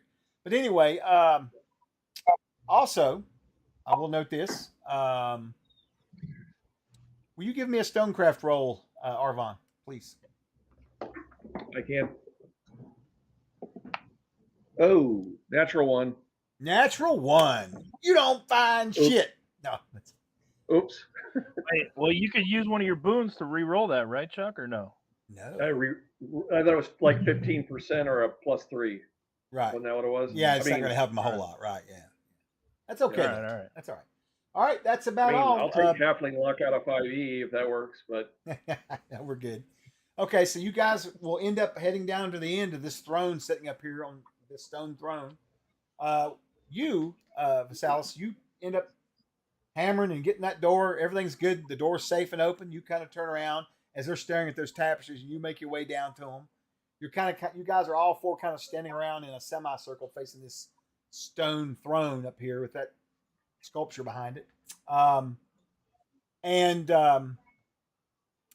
You will see that this throne looks very basic. It's not ornate at all. It looks like someone took some really strong, expensive granite and just carved it out, man. It's just a carved granite throne, very basic. Nothing fancy about it whatsoever. But engraved in the back of the throne, in the stone, it looks as if someone has carved that symbol of the skull with that strange rune above that skull's head carved into the back of it. And where there are two eye sockets, there are two small, what looks to be reddish looking gems for within the eye sockets, carved into the back of this throne. All right, well, yeah. I mean, my greed is probably going to get the better of me, and I'm going to pull out my dagger. After doing a quick trap check, A quick trap start to check. pry Quick. those. So let me tell you how I do quick trap checks. In my game, if you do a quick trap check, quick trap check. Say that 15 times. I just do a -10. It's real easy. It's or -15 something. All right. Well, I mean, it's going to be quick because I want the gems, but I'm going to use one of my boons for a +3. All right. And that's going to be a 4. So +3 would be 7. Plus my level would be 10. Plus, let's see. Plus my level would be 20. Plus my dexterity, or let's see, trap check. plus everybody else's +3. boon coins in the party. So Oh, by the way, minus just so you know, 10. there's no stacking those coins. By the way, good try on that. Yeah, so -10 would be probably around the same result of 4 that I rolled initially. But then I'm going to try to pry one of the gems out. Okay. What was the total of your roll again? Like 4 or 5. Okay. All right. So you look around. You don't see no traps. You go for it. Is it the left eye or the right eye? I'm going to go for the left eye. Left facing toward or left facing towards you? Your right or your left? My left. Oh no. Okay. All right. No As problem. I see Vasalis start to do this, I'm definitely backing into the room with the tapestries. Okay, you backing. Well, I mean, you're still in the same room. You're just at that end. So you're just backing up, right? Yeah. How just far trying to away get a would you little back stiff. up? You assume. I'll go like 10 feet down the hallway. Okay, so you back How 10 close, foot back how up. close am I to this rogue? You guys Gems. are within 10 feet of the throne. All four of you. He steps forward, looking around with his gems. dagger out. You can tell what he's about to do. You notice Can I that slap his Roland starts wrist? backing up slowly back. Right. Can I slap his wrist? Just as a reminder, like his Jiminy Cricket, be like, that's not the sword type of thing with like You can harmfully. most certainly, sure, whatever you want to do. Yeah. I'd like to take my sword and be like, just snap his wrist. Like, that's not what we're here for. Look at the tapestries.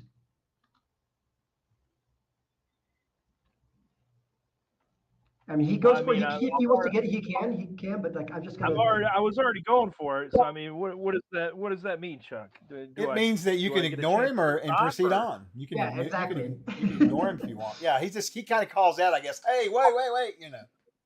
Try to be like a reminder for your ADHD brain. Be like, hey, by the Right. way. Right. Hey, it's been safe so far. I mean, we can't pass up a chance at these gems. And I'm gonna try to left one out. I mean, I'm not hiding my intentions. Yeah. Oh, Uh, and you know what? I'm I hate to do this, but we need to stop. We need traps. hold on just a second, Matt. I just thought of something. We did not cover one thing. Did you guys take any magic like I asked you to in the emails? Pick any magic items. Yeah. Yeah. Magic items. Who has I who? didn't get to. If you have a magic item, raise your hand. All right, I knew you would clearly. All right, so I will. Here's what you need to do, you guys, real quick. You can have up to a total of +4. Okay. Yep. So you can have a +4 weapon, or you can have like a +2 and a +2, or you can have 4 +1s, or you can have a +3 and a +1. See where I'm going with all that? For Now the email said +3. I don't know if that matters, Chuck. which game is this? Oh, it's +3. You're right. Sorry, I got another game tomorrow. Good catch. So it's +3. My bad. I heard it was +4. It's in canon. And you get to pick one minor magical item, like Matt's got a cloak. So yeah, so a like total the of +3 cumulative. You can do it however you want, and on armor Now, why does this matter before he's about to steal the gem? because Of the eye? because I need to I'm know, always kidding, Matt. I'm always kidding. Matt, is your dagger magical? Yes or no? Is my dagger magical? No, it is not. All right. How many daggers do you own, Matt? Or Sal's? I mean, I'm a thief, so I think I'd have at least a couple, but there's Right. only one on my character sheet. If you want to change the 2, you can. I just wanted to know how many hags. I didn't know if you were throwing them or sometimes people throw them, like range attack. Yeah, I mean, so we'll say I have 2 daggers. Fair enough. All right, so you're going to go roll. You're going to try to pry that thing out real quick, right? While we're doing this real Absolutely. quick, guys. Yeah, go ahead and figure out what you want for your magic, and when you figured it out, raise your hand for me so I'll know and I'll get it written down here. Let me get Versalis's real quick though. What are you using for magic, Versalis? I am wearing the cloak of displacement. Right, and what else do you have for bonuses? What items have bonuses? Just that. I just picked the magic cloak. It's pretty. Yeah, but you can have up to +3 on something else, like items, like armor, weapons. Well, I mean, the cloak is pretty. The cloak is pretty strong. You're gonna give me. All right. I have a +2 It is- leather armor as well. Hold on a minute. You're right about that. It is awful. I forgot about it. It's a displacement cloak, isn't it? Yeah. Yeah. Never mind you. Yeah. All right. We'll What are you move on talking then. about? I forget because you're right. I remembered your AC is going to be insane. I forgot about that. Yeah. All right. Well, let's just go broadsword +1 then. Fair enough. How about you, Roland? You have what have you got? I want to get. I'll take +2 to my battle axe, and then +1 to my male. I can never say it. Halberd. Yeah, your halberd. Okay, so that's going to put your AC at 18 now, right? Yep, Are you using the shield out of curiosity? I am. Okay, that's fine. So it's And a then 6. my battle axe would be a +9 to hit. I don't know if you need that or not. No, that's good. And how about you, Gonzar? Did you pick anything? Would these magic items be located in the player's handbook, or would they be located in the treasure book? The book I gave you. Oh, yeah, the treasure book you guys have. I think I called that book just to have the treasure in the back of it. I think right. So that treasure book that's in there, right? So pretty much, what I'd like to have for treasure is pretty much, or not for treasure, but for magic would be something that lets my magic work a little bit better and also protects me.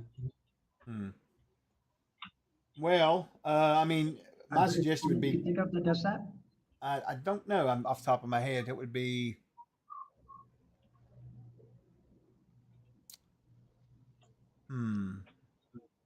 Let's do a plus. Let's do a +2 silver sword. Okay. All right. And something that keeps me. Is there anything that can let me walk silently? Yeah. Boots is sneaky. Boots of Elvenkind. Yeah. Because I'm usually pretty loud being a cleric with a banded mail. Yeah, I'll give you some Boots of Elvenkind. How's that? Sounds good. Mm-hmm. And then last but not least, Armand. All +3 onto my battle axe. Okay. All right. Fair enough. All right. And remember, everybody's got a cure light wounds potion. Don't forget that. All right. Now, Can you hear me? I'm Can sorry. hear you now? Yes. Yeah. Am I back? Sorry. No, it's good. I don't know if you got mine or not. I did. Yeah, you were loud and clear. Yeah. Okay, so Physalis, did I say it right? Physalis? Yeah. Yeah, Physalis. You got it. He leaps toward the gem with his dagger out, inserts it, flips that in his mind. He sees the gem just haul out. He reaches up and grabs the gem. But in reality, he needs to roll me a percentile. Now, All right. it's a 50 Go 50. ahead. I'll go ahead and lead this out to you. It's a 50 50. All right. So you want to get above 50%. All right. Well, it's a 65-35 because I'm going to use a boon. Ah, okay. All right. Fair enough then. So you need to get above 35%. Can I use more than one boon? No. Good question, though.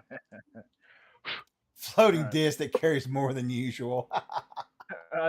I've got an 80. Okay. All right. 80. All right. So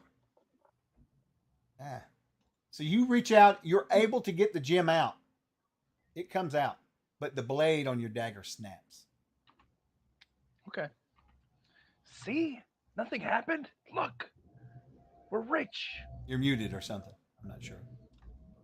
Now, he just said he's rich. He's speaking to himself, I think. Maybe we should kinda get like those on that the like way this. back It's out. good. Oh, try it again. Somebody's got the Twitch sound on because there's Hold an on, echo guys. now. Can you hear me? I can hear you. This might be my fault, actually. We are plagued with problems today.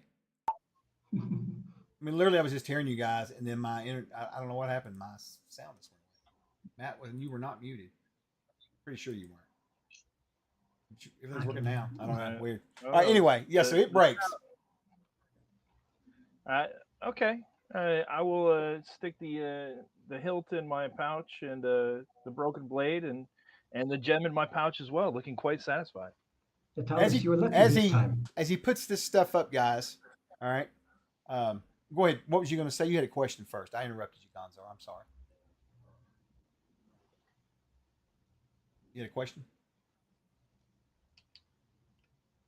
Gonzor? I do not have a question, just a comment that he's just lucky this time. Oh, yeah. Yeah. That's for sure. The gem, it got the better of me. I'll leave the other one until we leave.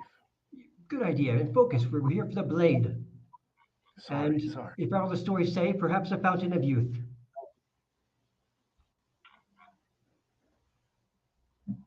Keep your eye on the treasure, the real treasure. The real You don't want to treasure. end up like that fool Aladdin we heard about, the Aladdin. Get stuck inside the cave. I definitely don't want to be buried down here with you.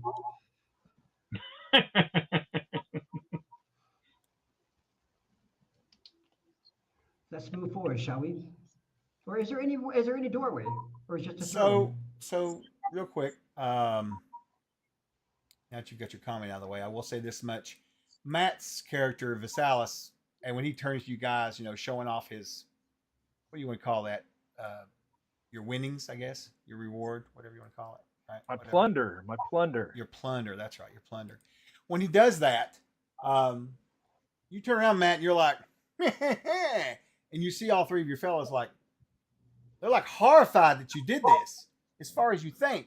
But in reality, that's not what happens. Actually, that thing that's up on the wall comes to life. It starts crawling out, coming at you guys with a large growl.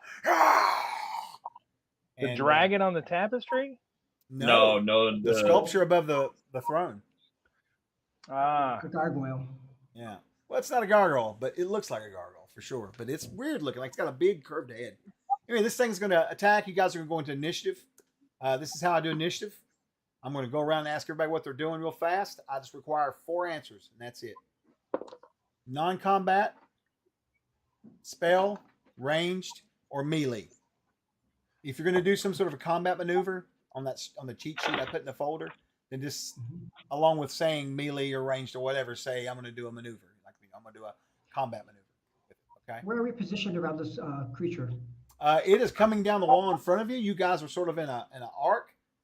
You're approximately 10 feet away from it, except for Roland, who's 20 feet away from it. Does our roll matter for initiative? So how we're going to do initiative is I'm going to go around and we're going to do group initiative. Everybody will get to take a turn, right?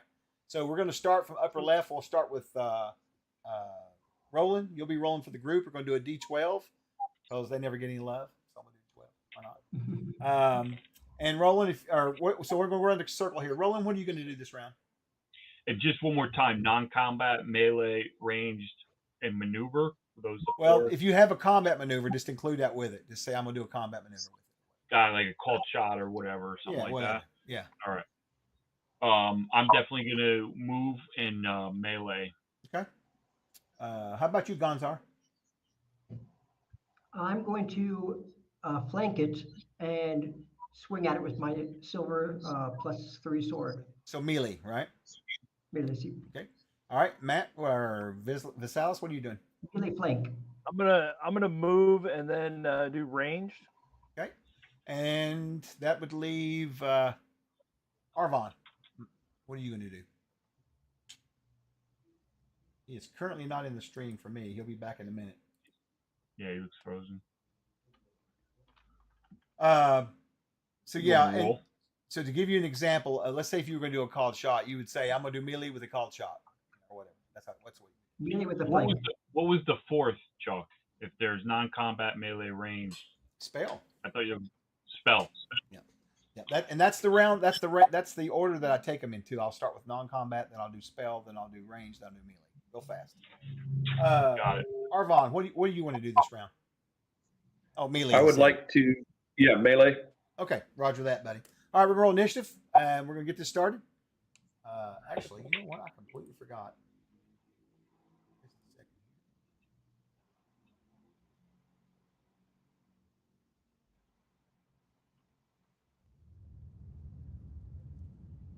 Uh-oh. Everybody still here? Okay.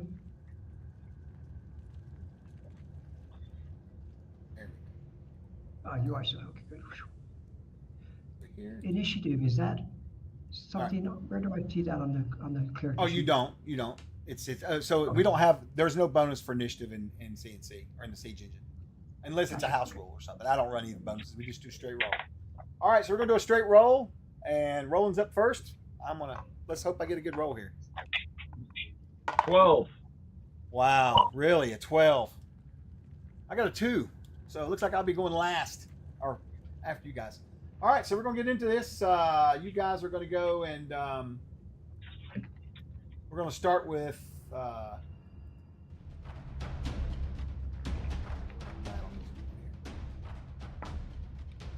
okay. First up would be non-combat. There isn't any. There's no spell, so we'll go to ranged. So how far back are you going to move, Rogue? You can move up to half your movement and still fire. I'm going to move half my movement and fire the hand crossbow. Okay. Excuse me. So do I add my dexterity to that, Chuck, or is it just a D20? Nope. You'll have your range, but not level though, right? No. Ooh, that was almost a 1, but it's a 3 instead, so 5 total as the bolt goes off. Okay. What was the total again? Sorry. 5. Oh yeah, so that kind of wavers. Will you do me a favor? Will you roll me again? There is a chance that you might hit one of your fellows here. He's 10 feet up on the wall. I understand. I mean, but you must have slipped though when you rolled so bad. What'd you get? An 11 plus 2 would be 13 on the. It goes flying. What's up, Drake? Drake has donated 1,000 bits, so that's going to be 2 boons for somebody. Drake, who do you want those to go to? Me, or one of them? All right. Well, the boon count is I have 3, Andy has 4, Mike has 3, Chuck has 5, and Josh has 4. Right. And we'll see So what you Drake don't need says. any, Chuck. I don't need any, or you don't. Okay. Oh, now. Boon for the DM and a boon for the tallest character.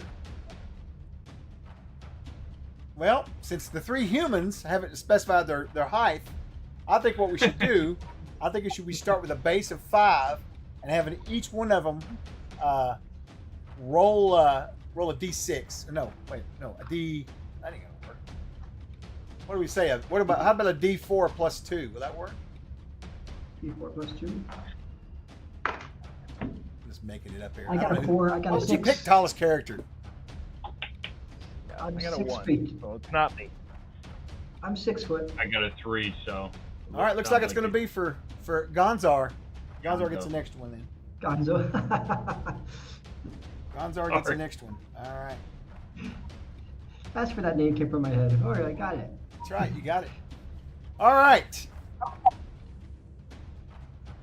Look at Matt. He's got all professional here. I love it. All right. So, all right. Starting off with you. You fire your crossbow, your hand crossbow. You miss. So we're going to go into melee. So for you, Gonzar, since you said you were going to flank around behind him, you'll get a +2 to hit. All right. And you guys, attack. Give me your attacks. Go ahead and roll. Oh no.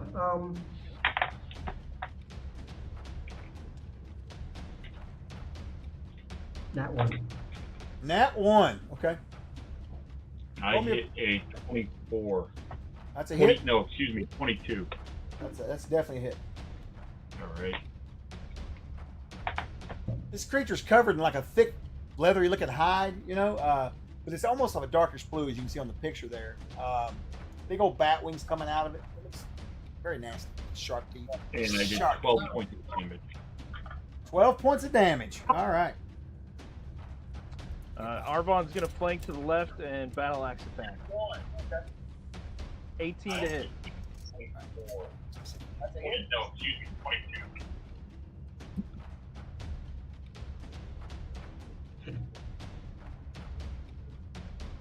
What you gonna do? What did you say, Arvon? Was it Arvon that was talking? I was looking. I was writing. I didn't see it. It was Iron, yes. He's gonna Okay. He hit. was going to move to the left and attack. Okay, you hit. What's your damage? You guys can hear me. All in, it's 14 points. 14 points. Good God. Okay. All right. 1d8 for the battle axe, which I actually maxed out at 8, and then +6 for damage, boon to damage. Oh, that's right. You've got that. Oh, did you use a boon as well? I did not. No. I Oh. shouldn't have said boon. What I did was I dumped all my +3 that you gave me onto the battle That's axe. right. That's right. And then you So got it's strength a too. 1d8 +6. Okay, no worries. That's awesome, dude. All right, and that leaves, I believe, our cleric. Yes, who rolled a nat 1? Oh, that's right. You rolled a nat 1. All right, so roll me a percentile. Real quick, nat 1, just to see what might happen. Higher the better. Higher the Well, better. that's not true. That's better for me, I guess. Where is my 10? Ah, here it is. I got a 69. 69. Great number. All right. Okay, so you will slip and miss. You guys will tear into it. And I'm going to tell you something. Visalis, you've been in the Rogues Guild a long time. And you've been buddies with these guys. And it cracks you up every time you see them in battle because they are savage.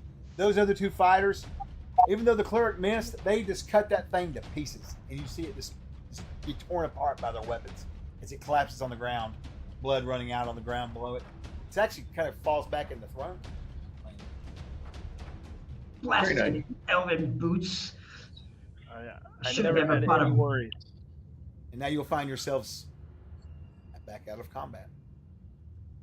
I mean, we'll cut those gargoyle wings off. Does it have wings? Yeah, we'll cut those gargoyle wings off, leave those by the door. We can sell those to a wizard. He's not wrong. Probably can. I tell Visalis he can probably go gut that other eye Jim out of the back of the throne if he wants now. I look sheepishly over at Gonzor and I'll be like, maybe we can wait until we come back. Unless you want to grab one. There is something I have noticed, though. If you look at the tapestry, it shows the skull with gem eyes. And they were attacked by an army or a swarm of these bat-like creatures. This is just one creature. Where are the rest? Well, now on the tapestry, they look different. These are man-bat creatures, humanoid almost, flying. This thing here is more gargoyle-like, right? It definitely looks like a sculpture, which it wasn't. It actually would have been played nice until someone tried to steal from it. I'm not making any, not making any accusations or anything. I'm not saying like that. You know, this place has been abandoned for years. I mean, it's kind of All right, sticky fingers, let's go. anybody's property at this point. Fair. All right, so you guys find yourselves common law. Common law. So when you guys get to the final end right here, and this thing's been defeated, you're just kind of standing here now, looking around at this dais with the throne. What now? I'm gonna look at Gonzor and be like, do you mind if I take the other gem out? We may need them to put in the skull. No other visible exits out of the room. No You've not doors, seen no any. passages. No. And when you checked earlier with your stonecraft, you didn't find anything. All right, and nothing around the pedestal of the throne. No. I will take a step back and ready my sword this time and my footing. Levers. Let's do this. No, that's because I was giving them a chance, Drake. I like to give spellcasters a chance in the game, right? Because usually they get, in one shots, if there's a lot of fighting going on, they don't get to shine as much, right? I'm gonna wrap my broken blade in some cloth and use the same broken blade to, after everyone has a chance to move back, to pry the second gem out. Okay. So what I want everybody to do is everybody give me a wisdom check. Arvon, give me another stonecraft check since you've got stonecraft. I'm assuming you guys are going to search this room pretty good again, at least around this throne area, right? So. Oh yeah. See if we can move the throne for secret passages. 14. Okay, Is that prime? Of course it's prime. I can't believe I asked you. What'd you get, Roland? I rolled a 4, so my level is 7, and I have no modifier, so garbage. No worries. How about you, Gonzar? 32. I rolled 11. 32, you said? Yeah, so I got 11, 18 plus 3. Oh, you want to add your mod to it, not the total score. 15 then. Or no, excuse me, 14 then. And your level. And your level, yeah. And my level. Yeah. Oh, I So thought now, the score. real quick on the character sheet, right above where it says strength, there'll be a little formula typed in there that kind of shows you. That's for saves. Gotcha. Yeah. I got 19. Okay. Yeah, saves and checks are the same thing. A check is something you're trying to do. A save is something you're trying to avoid. Simple as that, right? 19. All right. So, all right. And how about you? You said you got a 14. How about you, Salis? I got You're not looking. 19. I don't think you're looking. You're dealing with the gym. That's right. That's right.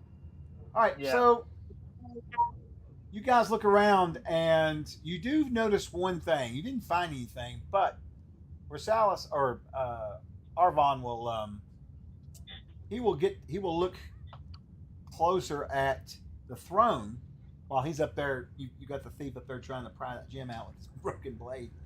And the reason why it broke is because that thing is designed to break braids if it's pulled out. It's yeah. Anyway, so give me a dex check if you would, Salis. All right. 19 plus 3 is 22, plus 1 more is 23.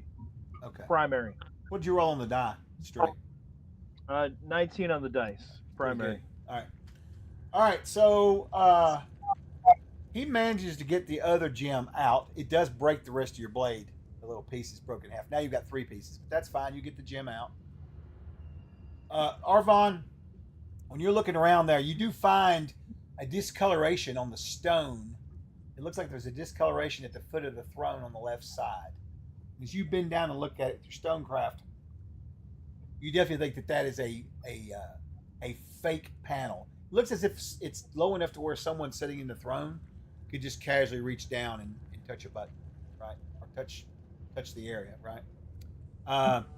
Taking the butt of your blade of your axe, you kind of tap it against it. You definitely think there's something hidden within the throne here.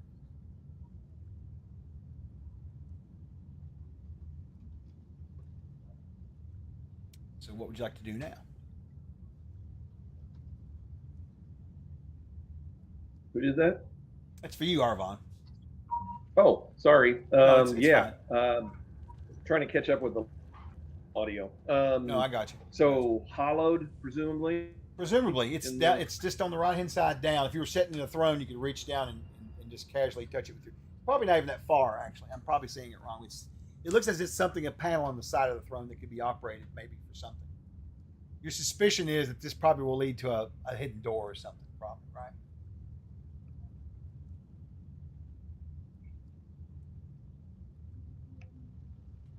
Can I open the throne seat? Is it hinged? Is it movable? Just a giant carved piece of granite. Oh, Seems he's popped out for a second of unconsciousness. I believe he's some kind of avatar. But you can reach down to the side where the hollow place is. But you might want to get, you might want to have the rogue look at it and see if it's trapped. Perhaps. I mean, or not. He might just want to, go for it like I did. But if he pauses for a moment and brings attention to it, I will definitely check him for traps. Okay. 14 on the dice, plus 3 is 17, and then that gets my level as well, right? Mm-hmm. So that'd be a 20, dirty 20. You feel like it is trapped. You think it's trapped for sure. Yeah, there's a trap on. There's something odd about it for sure that leads you to Wait, think. don't touch it. Is disarming trap the same thing, right? So. Same I believe so. modifier. Yeah. 9. Only a 9 this time. Plus 3, so 15 total. 15 prime total. So you get out your thieves' tools and you start trying to pry in there, and you manage to actually pop out a little fake panel on the side of it. It's very thin stone. Since it's made out of granite, it's strong, right? I mean, granted, he could have probably smashed it if he'd have tried really hard, but you didn't want to do that, right? So you pop the panel out. Sure enough, there was a little string in there that you managed to redirect around a rod. So whatever the trap was, you disarmed it. You didn't get rid of it, but you disarmed it for now. It looks in this panel, it appears to be 2 toggles. Looks like little tiny levers that a person can flick. I'll back up so that Arvon can see it, and I'll be like, the trap is avoided, but be careful.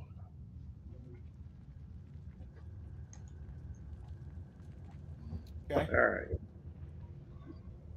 So toggle these the opposing way that they're set. Looking at the road. Sorry.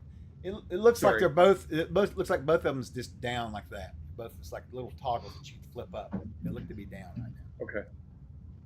All right. So flip the one on my left up.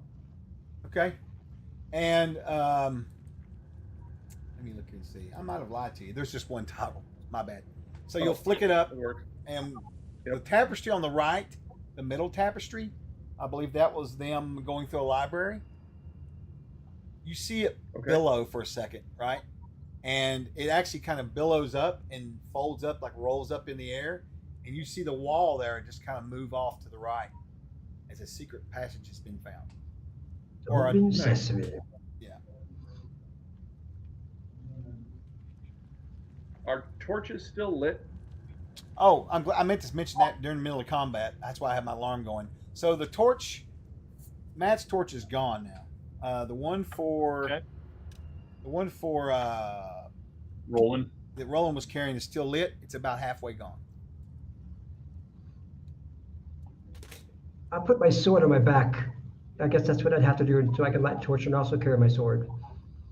Okay, so you're going to light a torch too as well? Yeah, that means I have to put this shield away, correct? Or at least on my back? Yeah, yeah, you would if you're That, carrying that it. brings down my AC, correct, by one? Yeah, but I've got that written down here. Um, I think. Let me Okay. make sure for Gonzar. Yeah, I've got that down here Yeah. for you. Yeah, I'm 17, so I'm down to 16 right now. that's right. Yeah. So you light a torch as well. So when this opens, you guys kind of go back there to where it's open, I'm sure, to kind of look in and see what's going on or whatever. And you can see what appears to be another long hall, just like the one you're in, about the same size actually. And it looks to be going all the way down into darkness. Of course, the torch can't go but so far, right? You don't see any kind of you don't see any furniture or anything lit up or nothing like that here. There's nothing like that.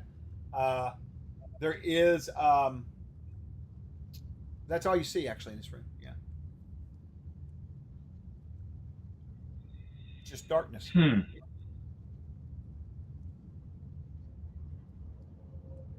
So I would confer that this goes to the library. But what's on the other side of the wall, across from the library tapestry? Would that be the dragon? That's the one where they're looking in the mountains. So in order, they fought a great battle, and then they fought a sea battle. Then they went into some sort of place with a library looking for some sort of scroll, and then it showed them in mountains using the scroll, whatever it was. You assume maybe a map at this point, looking for something. And then you see the great battle in the caverns below, and then of course the battle with the dragon. So this was sort of a story. Maybe this is the story of how he found his final true life or whatever. You don't know, but it's definitely telling a tale of some sort.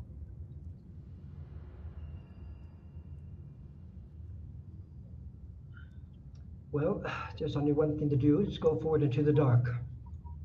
Agreed. May the lightness guide us.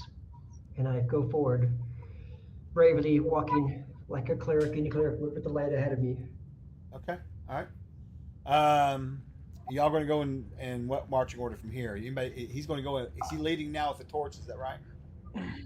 Yes, I rolled a 9 plus whatever for looking. No problem. Um, Perception. I'm gonna be at the very back, and I'm gonna hide in shadows at the edge of the light. okay, and then you guys will be in the middle, right? Sound good? Okay, Yep. give me a hide in shadows roll if you would, please, Miss Alice. Do I get an extra bonus because I'm at the edge of the light? An extra bonus? No, Yeah, that's only gonna be a. it might Let's still be see, good. 4 plus 7. That's only gonna be a 9 Plus what? Total? Is that total? total. Okay, I that's rolled a fine 2. because I got to roll against it, and I may roll shit too. You know what I'm saying? Just according the way I do my checks on stuff like that, it's ongoing. Unless something interrupts you guys and you have to you whatever seizure or whatever, I will just keep that up until you tell me you've stopped moving silently. Right? Okay. Okay. So 9 it is for you, correct? I'll put that down here. Yes, sir. Hiding shadows it was, I think, wasn't it? Right. All right. Yes, sir. You know what his favorite armor is, right? Anybody know what his favorite armor is for his character? Anybody know? Anybody know this? Ooh. Your character, Pick your up the dad rogue. joke. What's his favorite kind of armor? Y'all know? It's hide armor. I don't know. Okay, I'll be here all week. Hmm. I had to say. How did I not get that? I don't know. I was waiting for you to say something. Of psychic damage. Psychic damage. From the dad jokes. Yeah, right. All right, so you guys enter in here. You're going to head into the darkness, right? I tell you what I'd like to do. Let's stop right here for just a quick 5-minute break. Everybody use the bathroom, take a bio break, and all that. Does that sound good? All right, and then we'll get into the meat of it here. All right.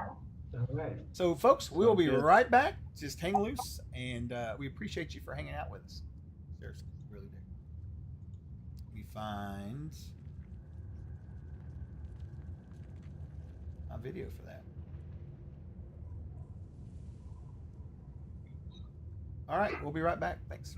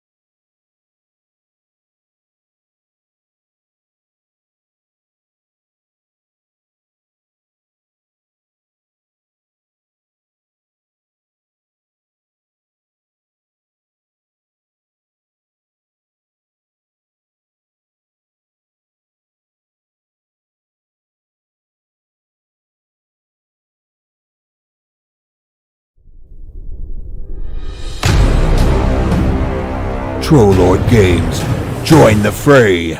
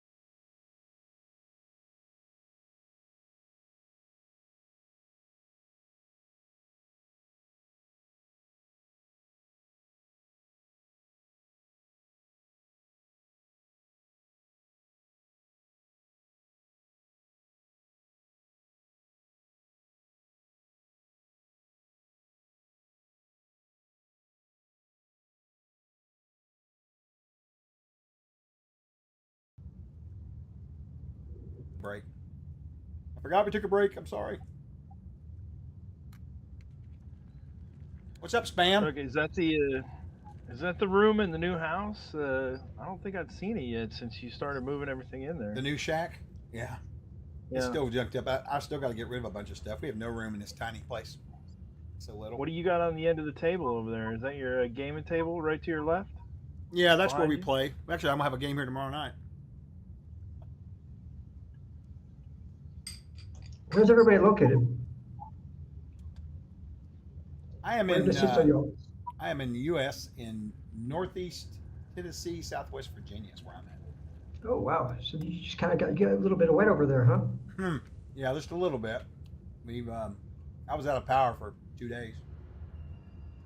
It's bad. There's a lot of people. It's really bad, actually. I've lived here off and on my whole life, and I tell you, it was. It's the worst I've ever seen. Of all the floods I've been through and stuff. It was crazy. Wow. We've got whole towns that are gone. They're just gone. Whole parts of the interstate are just gone. Gone. Not even any Wow. wreckage or nothing. Not like even ruins. It's like just gone. Like it was never there.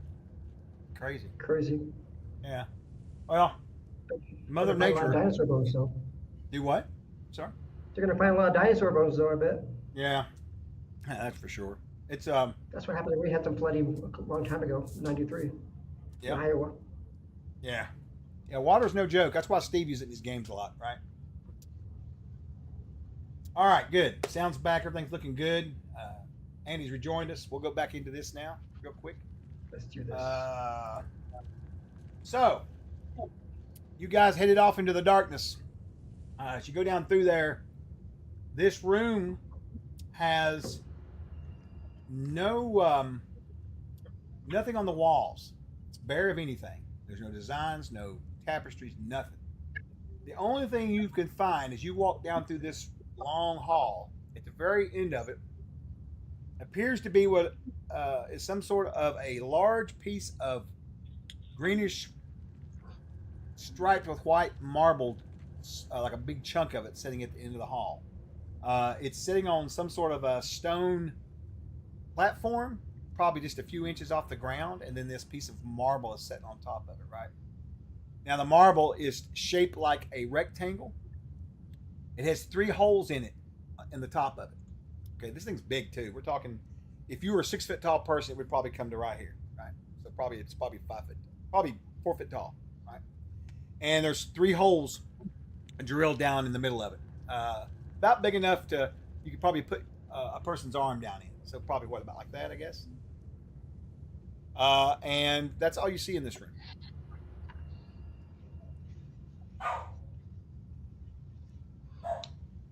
How about Visalis? Did you see anything on the way down here in the hallway? Did you see anything in the wall? I didn't check for anything in particular. No. There perhaps could be a side passage. It Let me doesn't check to matter. see if this is a trap. It looks like would one of your gyms fit into this? I can let you borrow one. There's 3 holes and we only have 2 gems, but let me get out of this hallway before you put it in there. Now this Were hallway there 60 any gemstones on the throne? is bare. You've not seen a whole lot of decoration other than those tapestries, really. You know. And what I mean, about the on the size top- of the gem and the size of the hole, are they the same? No, Or is like one? no, the gems are So probably there's- like that big, you know, and then the holes like that, you know. do those 3 holes sort of resemble the above the skull and the tapestry, those No, rune type of thing? All right. no. How deep are the holes? Are they? Can you see the bottom of them? Will we put a torch over them? Um, If we get close enough, rather. yeah, it's a really good idea. You take a torch, you kind of lean over and look down in there, and it looks like it's just dark. So either the holes are really deep, or for some reason it reminds you almost of like a pipe system or something. Just it's the way it just goes down and disappears like pipes. But obviously this is a block, right? So just shove the gem into the holes, Coco Bunny says. Perhaps this is their urinal. It could be. A little tall to get up on. No, I think you're supposed to hit the holes. That's why it's so hard to get in. Ah. Okay. All right. You want to try and drop a gem down in there? Is that what you want to do? No. No? Okay. We can drop a rock in there. I'm looking at my backpack to see what I might have. Yeah, you could strike the wall and shatter some of this rock and get you some chips and drop it down there if you wanted to. I take a chip from my. I just slice a tiny chip from my soap bar that I have, Okay. and I choose the one on the left of my left Okay. to see if I can just try to drop it in and see what happens when we watch it fall into there, like a little chip of soap. They did not notice this, but when you go to do this, you will notice this. As you lean over and you drop the chip of soap into the hole, on the top of it, it looks pretty clean, right? But now that you've gotten closer and you're dropping down, you can look. Yeah, you get closer. Looks like these holes, the inside ring of them, looks to have dried blood. Nothing happens with the soap fragment, by the way. Does it fall? Does it disappear? Mhm. It disappears into the blackness. Does it make a sound? Mm. You can hear a little bit of a noise eventually. It hits something, but it probably went the length of the block down. You think? Okay, You hear it like hit in the box, so it's not like a chasm or something. Okay. Right. Interesting. If I'm not mistaken, perhaps this requires a sacrifice of blood, a sacrificial chamber of some sort. Perhaps so. This person, this knight, Will the gargoyle's blood work? did it have blood? Yeah. Probably. Let's give it a sacrifice then. Okay. All right. All right. So we will you guys will go get some of that blood from the gargoyle or whatever it was. Drop it down in there. Nothing seems to happen, but I did leave out one small detail. There is a door on the right down just before you get to where this marble block is on the right. Oh, I overlooked that for a second. that's Yeah. an important detail. There is a wooden door there.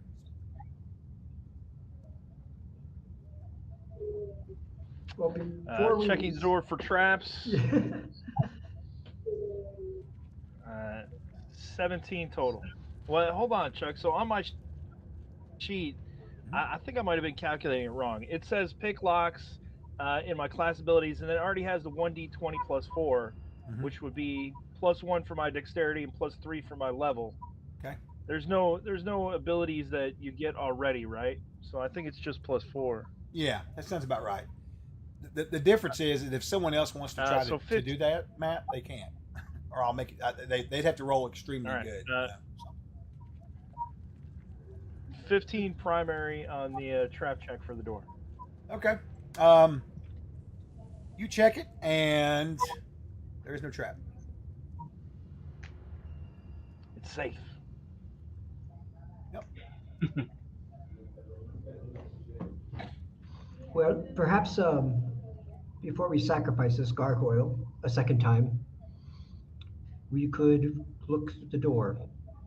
So you notice while you're talking about this, it starts getting harder to see, and you realize your torches went out. Mine too? Yeah. All right. I would like to roll a new hide and shadows check immediately now that it's dark. And I'll begin the process of lighting my second and final torch.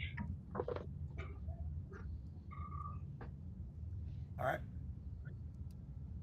That leaves you with one torch. That leaves who? Matt has one torch, I believe. Salas does. I have one torch now too. Yeah. Everybody has one torch now, right? Is that right? Well, when I light my I have two. second one, I'll have 0. Okay, right on. So you have 0. You've got Arvon's still got 2. I have 2. And then you guys got 2. Right. Okay. All right. No problem. 17 total prime. Yeah. So you're going to try to diffuse, or there was no trap on it. That's right. You're good. You light your torch. Light comes back up again. But you notice the torches are struggling to stay lit.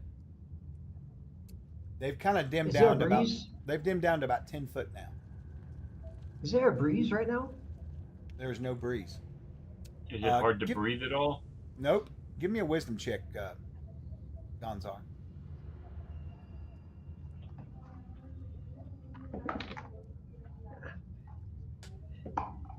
I got a 5. Okay.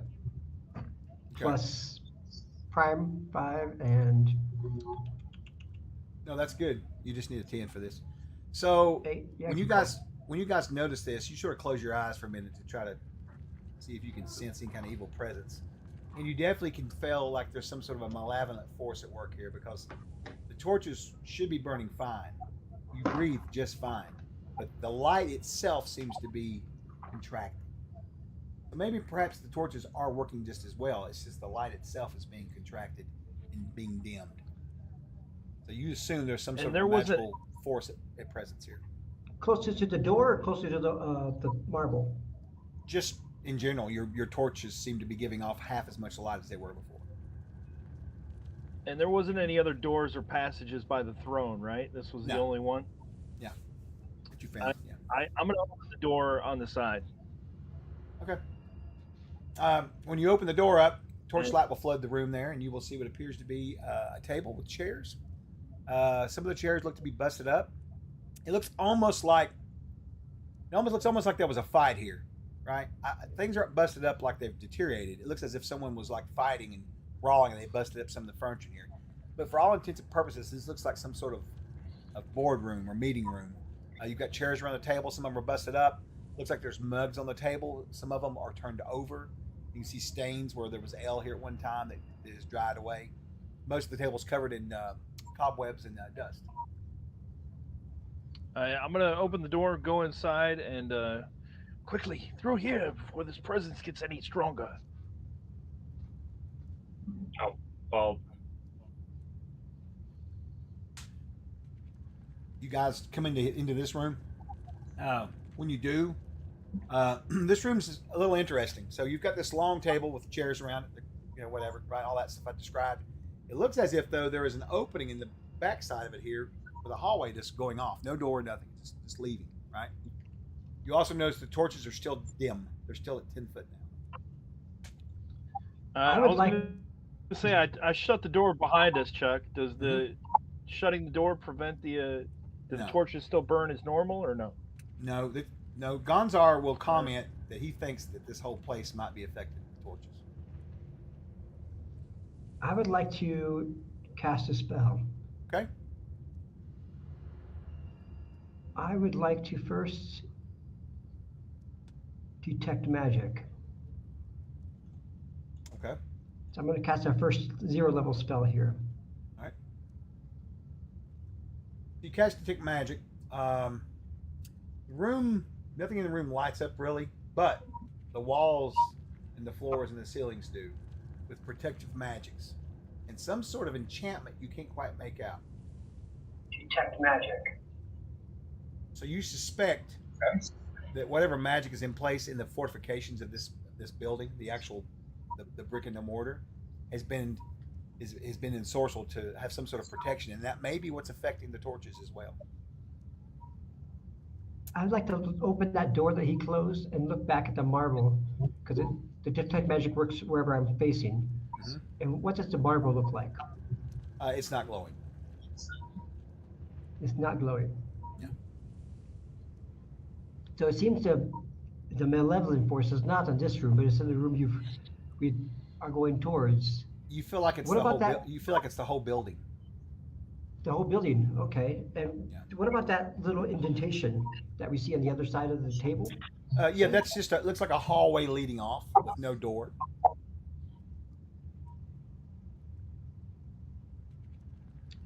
I'm pretty sure that my dispel magic would not dispel this. It seems like a pretty powerful sorcery, correct? Absolutely. In fact, you're kind of stunned by how powerful it is. It makes you wonder if maybe this guy had some sort of either powerful wizard working for him, or he's cut a deal with some sort of a powerful being, be it deity or whatever. You don't know. There's some powerful That red cloaked wizard. You mentioned that red cloaked wizard. Did that have the same kind of color scheme as any cult that I would know of, or any god or malevolent god? No, he didn't have anything on him identifying anything. Actually, he didn't even have the insignia that the rest of the people with him had. He didn't have anything like that. And remember, he never even saw a face for him. So it seems he had the cowled wizard was a court wizard in this old ruin here. The walls are still alive, more or less. Be careful, tread carefully, especially pulling stones. Yes. And I look over at Vasily. I look over at Sticky Fingers.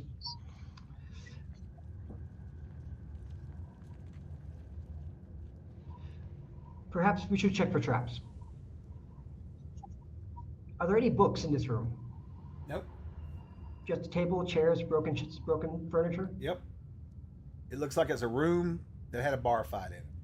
Kind of. I take that back. There is a tattered map on the wall, large map of the area, but it's about gone. It's in pieces, right? But you can make enough of to realize this was probably an area map. Your assumption is they probably met in here and probably discussed campaigns or whatever he was doing in the area back whenever you had actual knights working for him and that kind of thing, serving him. Does it show any kind of mountain? Or any symbols? Not at this point. It's so degraded you can't really make it out much. There's not much detail. What if we take a couple of the legs from these chairs and stick them down those holes? You want to put a leg in the hole? That's fine. When you do so and you inspect, nothing's going to happen. But you can tell by doing that the holes have definitely been filled with blood many times over centuries. Your best guess is that it was probably some sort of a ritual that they performed here, but it probably didn't do anything other than maybe perhaps it's what he required of his servants or something. You don't know. Again, there's a big lack of runes or symbols or messages or anything decoration. So you don't. It's very Spartan. Perhaps we must trek on into the darkness while Tika's not here. What are Roland and Avron doing? Arvon. I think they're just kind of standing and letting as you guys discuss this. You know, Yeah, I have the there's- only torch lit right now. Just be aware of that if this place is extinguishing torches or not controlling the light or controlling the light. And So how does that? Is it like kind of suppressing the light, like making it less? so That's far, all right. That's exactly right. That's exactly right. So how is that impacting my deep vision? Is it longer if I move out of the? Well, now if you move away from the light completely, because the lights right now currently the light is 10 and 5, right? 10 foot bright, 5 foot dim. Right. You step out of that, your deep vision turns on immediately. Nice. And so there's another door or hall. Exactly. Another door or hallway. Can I look down that? You can. It looks like it's just going off into the darkness. Again, Okay. very plain. Nothing special about it. Just a dungeon corridor, castle corridor, keep corridor. Sure. I guess I'm going to move in that direction. Kind of keep an ear open to make sure nothing's coming towards us. And then from this vantage, looking back on, I guess the sacrificial. What was it? Was it a dais? Is that right? It was just a The big block of elevated? marble set up on like a little platform, a stone platform. Yeah. Okay. Is there anything above it? I mean, is there any indication? Probably not that it matters, but how they would perform this ritual? I mean, is it clearly some kind of bloodletting? Yeah. You don't know. Your assumption would be maybe the way it's sort of chest high that maybe they would hold their arms out, maybe cut their arms or their hands or something. You know, you don't know. Seems like some kind of vampire ritual. I think we've lost him for a bit. You said there's an indentation. Oh, he's your back. Did you hear what he said? Mike? I did not hear what I said. Sorry. I didn't either. I was last looking to see if I could get any kind of indication of how the sacrifice is performed. Right. Is it a table? Yeah. Right. No, it's you don't. Again, it's chest high. Your assumption is they probably cut their hands or their wrists or their arms or something. Oh, okay. Perhaps because it's kind of like in front of you, but other than climbing Got up it. on it or something. But there's no indication really. It seems that this is some vampiric, some kind of vampire ritual almost. And he jumps away again. He's like my fellow ghost. So, you So the guys want indentation goes to another room, a hallway. you assume it does. It's definitely going into the keep further. Your best guess is from how the keep looked when you was outside. This must be an exterior corridor that kind of travels around, you know, on the edges of this keep. Ivan, do you see anything in the stone that could show maybe a hidden passage? Do you detect any changes in the stonework besides this passage? oh no, he's still with us. I don't know, Mike. That was for you. Oh, sorry. I've only got All right. I've only got two of you. That's okay. It's all right. I think I'm missing Versailles and the cleric. I don't have any audio on them. He was just asking. Oh, go ahead. Go ahead, No, Josh. I was going to say, can someone translate? My comment comes off pretty strange sometimes, but could you perhaps got check the walls for a hidden Got it. passage? I've got audio on Andy and Chuck. That's Okay, it. so Josh, he wants to know if you'll clear. check for passages, right, or anything Yeah. hidden in the stone in this room. Right. Sure.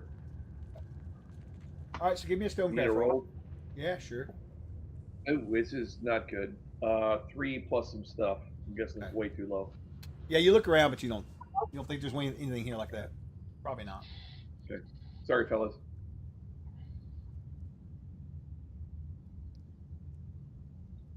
So, All right. So what are the exits, Chuck? you've got the door you came through and the hallway leading out of here.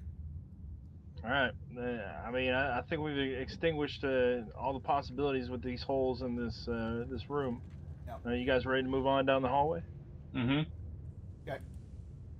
All right, you proceed on down the hallway. Roland, you want to lead the way? Not a problem. All right. You will go for Roland. You'll go for probably a good 20, 30 feet, and the passageway is going to go left and right. You got a T section. All right, you see on now. Darkened corridor either direction. Okay. How are we doing on torches now? Moving away out of that room. At this current moment, you've got 2 torches One. lit. Oh. Okay, and then everybody has one except for Roland. He's out, and you, Arvon, have 2. They're unlit. So we've got a total of 4 unlit torches right now, I believe. I will move to the right. Okay. Continue down that hallway. Okay. All right, then. You guys will follow behind. You're going to go for approximately 50 feet, and you're going to come. 2 things you're going to encounter here. One, you're going to kind of come into what looks to be a stairwell that just goes down. Right. There's no fancy door, no gate, nothing. It literally just goes down in the floor there. You just walk down into it. The second thing is, who else had the other lit torch? We have one. I think we only got one lit right now. Yep. Okay, Yeah. and The person in the front. that's Roland's torch, right? Yeah. Okay, so he's got his. All right, and then you all 3 of you have one, and then of course Arvin, you got an extra one still. So you've got 4 torches still. That torch dims and just goes out. You just stand there in the dark at those stairs. I So don't they're like not that. burning as long as they normally would. That's right, they're not. Right. Or it's Something bright. is, something is really messing with them. Let me see if my magical light can fix this. I'm going to check exactly how that works real quick, and perhaps I can solve this problem. Yeah, okay. So light spell is pretty standard, 20, 20, 20 dim, 20 bright. Place on an object, wherever you want. Then I'd like to place it on my shield. Okay, and it lasts for, I think, 10 minutes maybe? You can look and see. I can't remember how much it is actually, but that's fine. No, it's longer than that. I'm looking at it. Okay, so you're going to cast light on your shield, right? That's correct. So I have a light right here, yes. All right. Cleric is 150 feet, 10 minutes per level. Mm-hmm. And so that means about 50 minutes. Mm-hmm. I will go ahead and say, let's save our torches for now. It seems these non-magical means won't work. Hopefully this will work. And I say, Aluminous Marasin Zarim, and cast it onto my shield. So I can put I have 17 AC again, and with my sword. Okay.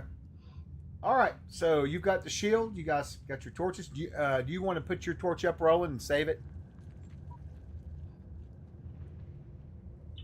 Oh, I thought it was done. So it's still. Oh, it was has done. some- Sorry, you're right. It- You're right. Okay. I'm elderly.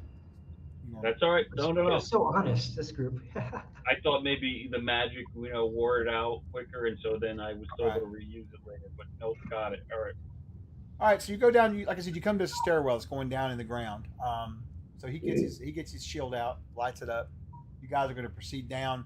Do you want him to be leading with the shield out front, or do you want to have him farther back and have someone out in front of you guys? I think I will go ahead and go in front, unless it would help him to be with the dark vision to go in front of me. Well, the I'm dark guessing vision not. only provides light for him to see. You know what I'm saying? So at this point, with you having a light spell on your shield, it's going to be hard for him. He'd have to be 40 feet ahead of you. I'm not sure if you guys want to do that or not. Yeah, maybe you would like to be in the back so you can cover our backs just in case. Yeah. What is it you got? You got a 15 on that, didn't you? For my hide check? Yeah. Yeah, as we were moving into the new area, 15. Now, are you going to stay in the back and be hidden, right? That is correct. All right, and then in my mind, I'm picturing Gonzar leading with his shield out, light, and then behind him would be Arvon, and behind him would be Roland, and then you bringing up the back. All right. Come, follow the That light. works. Okay. Sounds good. All right, you guys will go down the stairs. You'll come into a hallway that appears to be when you come down to the bottom of the stairs. It kind of goes straight and hangs a left.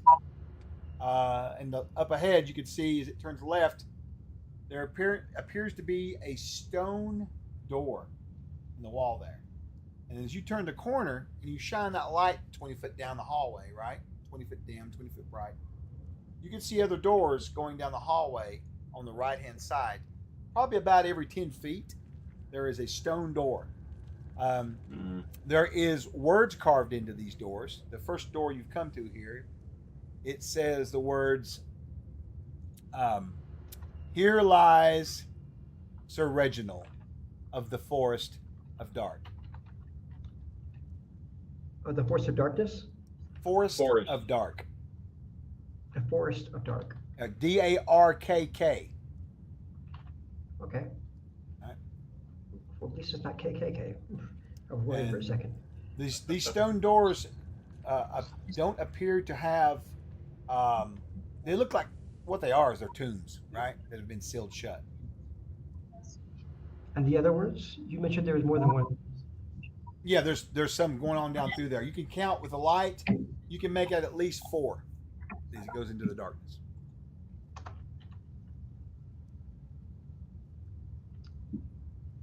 Be wary here. I believe if the fish were dead, probably these things do not rest either. Do the lids? Do they look like there's lids? Do they look like they've been moved or anything? Well, it's sealed shut. Okay, It's sealed. It doesn't look like it's ever been opened. No, right. This is a sealed tomb. You'd have to bust through. Right. It's like a mausoleum, then, kind of. Yes, and there is. You've got the name there. Here lies Sir, Reginald of the Forest of Dark. Above that is the symbol that you've seen on their badges of the skull with the rune above it. If you check the next one down, same thing. Sealed name, some name, and then the symbol on it. Should we look for? Do we know the name of the knight? No, I don't you do think not. so. That's been lost in history. But as you're asking the group that, you guys can hear the resounding sound of something. It sounds like a block of stone hitting the floor, echoing down the hallway out of the darkness towards you. Towards us? Yes. As implying it's something made a noise further down in the darkness. I'm guessing one of the doors dropped and something's coming out of it. Could I step out of the perimeter? Of the light spell, if you want to step out of the My light perimeter, spell. if you want to step out of the perimeter of the light spell, we're talking 40 feet. So you'd have to move 40 feet away from them. So keep that in mind. But you definitely hear what sounds like a block of stone or something smashing the ground and echoing down the hallway. It does say that this light spell is about 150 feet, or it says R150. That's Reach, right? the light spell? No, it's not. It's a light spell that works like a torch. So my guess is if you wanted to, that's a range. What that means is if you want to cast it up to 150 feet away, you can. Oh, okay. Sorry. Did you catch all that, Arvon, about the stepping out of the radius of the light? Yep, 100%. I just want to. Is this a pretty large or long room for that? This is a hallway. Away from us, right? This is a hallway. It's not close. That sound of stone. It was echoing down.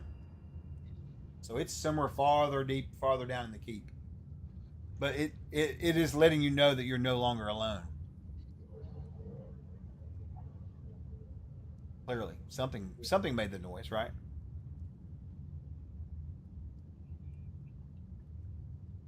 I will take my summer bedroll. And with the summer bedroll, I'm going to place the shield in front of the tomb and cover the light so that our dwarf can see into the dark, and we can wait for this thing to come towards us. So I was like, perhaps this light might attract it. Okay. And I'll let anybody else do whatever they're going to do. So he's basically going to shut down the light for just a minute, right? You guys good with that? Anything you want to do? Add on to it, or what? Just maintain. I'm assuming you're over in the corner hiding in the shadows anyway, so you're all for it, right? Yeah, I'm hidden, so I'm good. All right, Arvon. Also, too. Yeah, go ahead. Yep. Go ahead. Yeah, no, that's really. I just want to kind of see if I can get an idea of what it is. Is something coming at us out of the darkness? Are we being impeded by the light source right at the center of us, being able to see what this is coming at us? What's our current count on boons? Looks like I've got 6, and looks like Andy's character's got 4. 6. You've got 5. Someone gave me another one though. Somewhere. Did Wrote it they? down. Yeah, I wrote it down. But anyway. No, you had 4. Here, I'll make it 3. Does that make you happy? I'll make it 3. There we go. All right. So Andy, how many have you got? 4. And then Matt's got 4. Josh has got 5. No, and Mike's got 3. I've only got 3. Oh, Josh has 4 and Mike has 3. Okay. Yeah, I'm being lazy. Good thing you're watching this. Okay. All right. So, Arvon, the light's hidden. You look down there. You're looking around. You see something moving in the dark that was not visible in the light. It looks like some sort of dead body. This is kind of moving along really slow. Looks to be 2 of them. Singular? No, 2 of them. There's 2 of them. They seem, oddly enough, to slowly be moving towards you, but they're like one's on one side of the hallway, one's on the other. They're not next to each other. They're like purposely apart. Okay. You almost get the feeling as if you look closer, you can see movement on the ground between them. There's something else there that you can't see in the darkness with them. I'm assuming you'll relay that to the group. There's something coming, sort of undead bodies, that kind of thing. Yep. And they're so coming down the hall toward us, or they're Yes. staying in the room? No, they're coming down this hallway, slowly and silently. If it hadn't been the fact that he looked in his dark vision, you would never have saw him. All right. Well, Because something's hiding them. them. So do you guys want to try to? You've got about 1 round if you want to do anything special or prep anything or do anything outside of them approaching and reaching you. Why don't we retreat back to the room and attack them as they come in? Back up the stairs. Yeah, back into the brawl room where the bullets and stuff. You have to go back upstairs first. Remember the? Well, yeah. I mean, it's just behind us. Right. No, that's no problem. There's no guarantee they'll follow you up there. I can also turn undead, but once I do it the first time, if there's more of them, which I'm assuming there will be. I mean, if they don't follow us, then we can just shoot ranged at them down the stairs. True.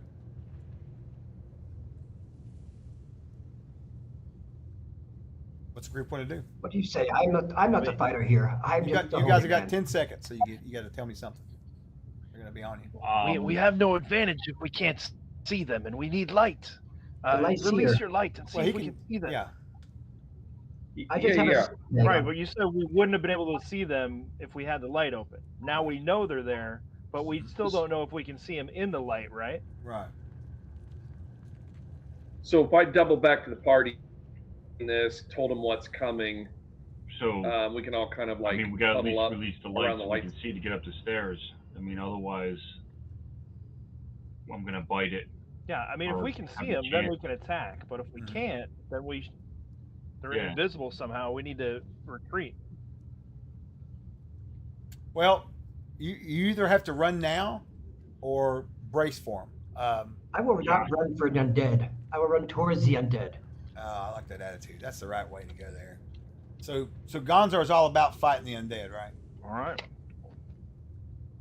So anything you I'm want right to do? behind you. Go. Anything you want I'm to do? right behind you. You want to cast any Gonzar. spells or anything, Gonzar, before you guys approach these things?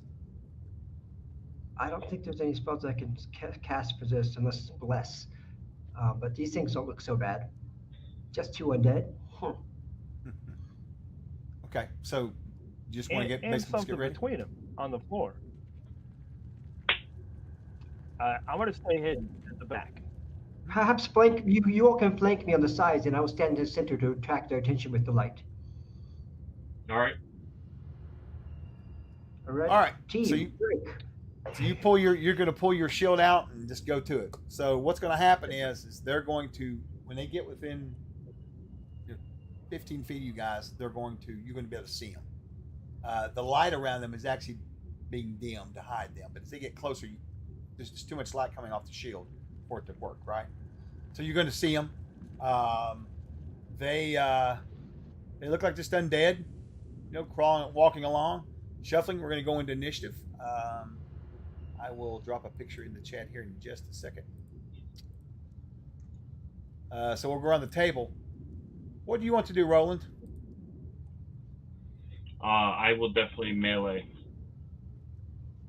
Okay. How about you, Gonzar? I have my trusty sword and shield. So melee.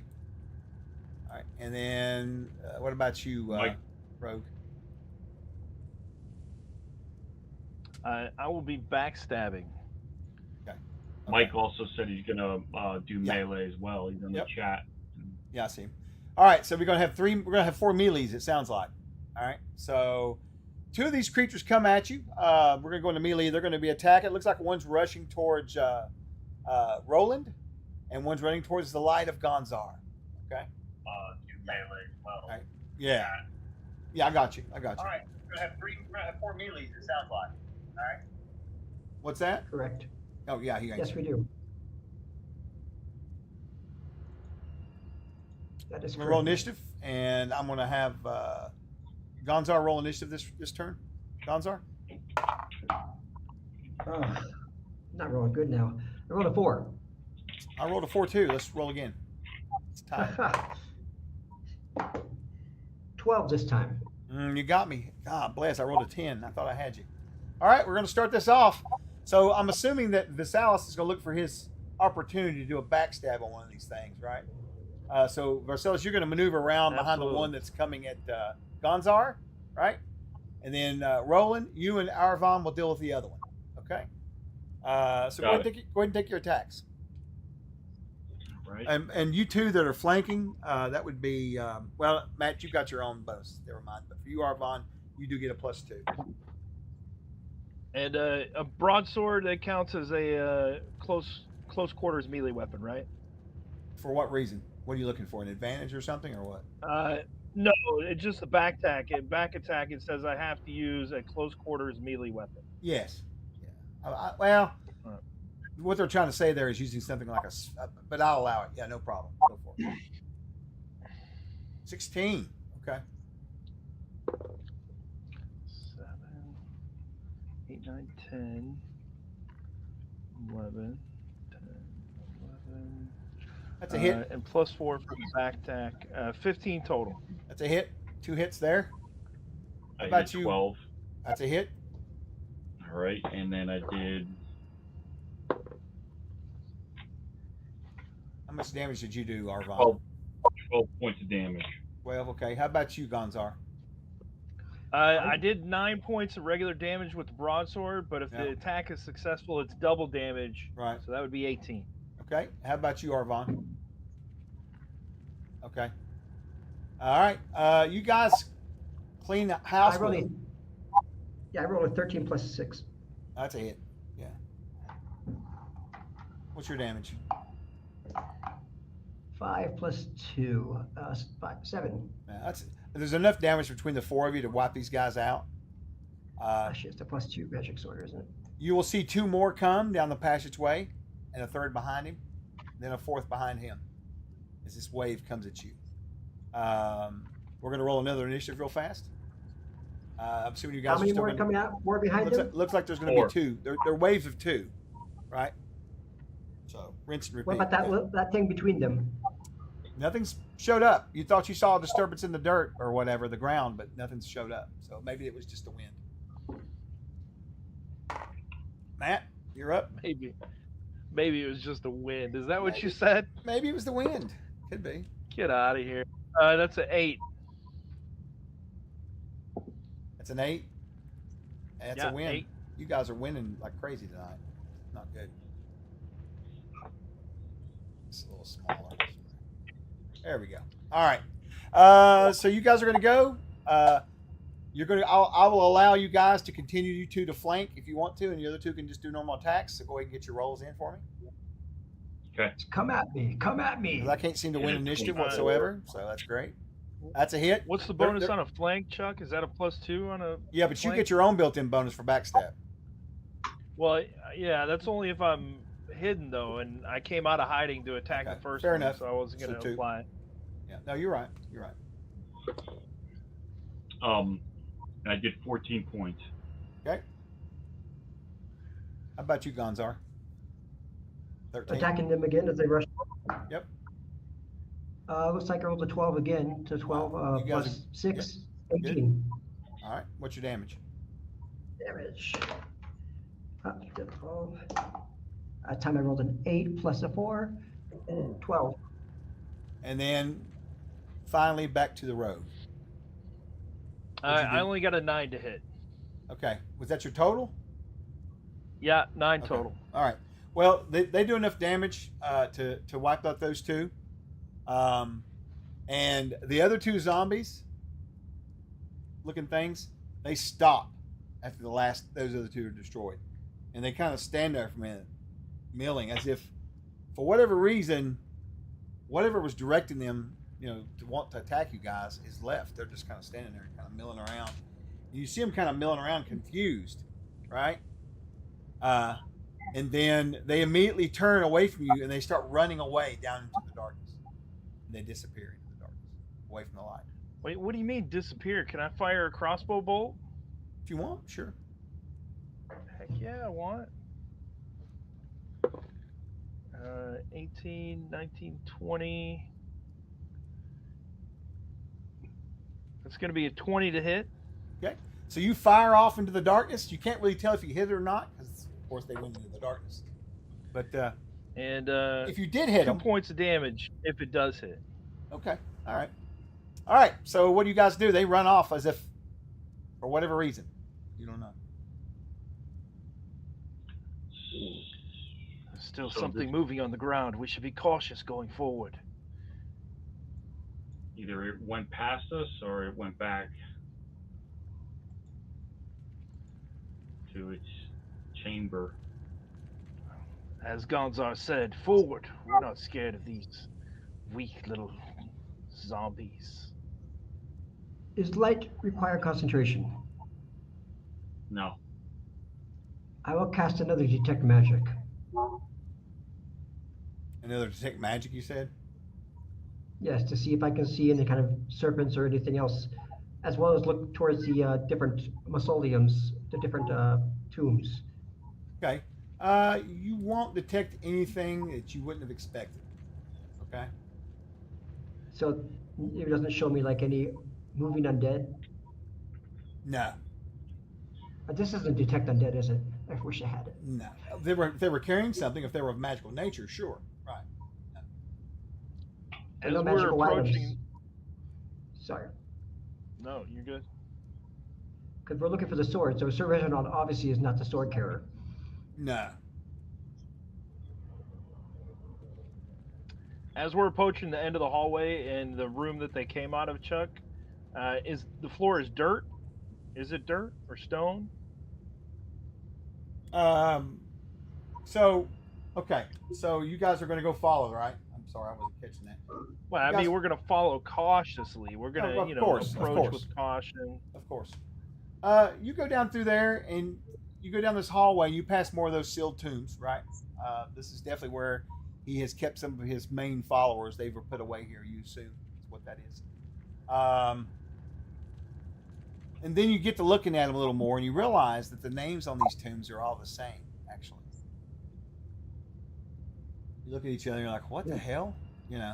At the end of the hallway now, with the shield lit up, you find an open doorway where these creatures you were chasing must have ran through. Now, What's the name? the name? Sir Reginald of the Forest of Dark. That's right. Yeah. Yep.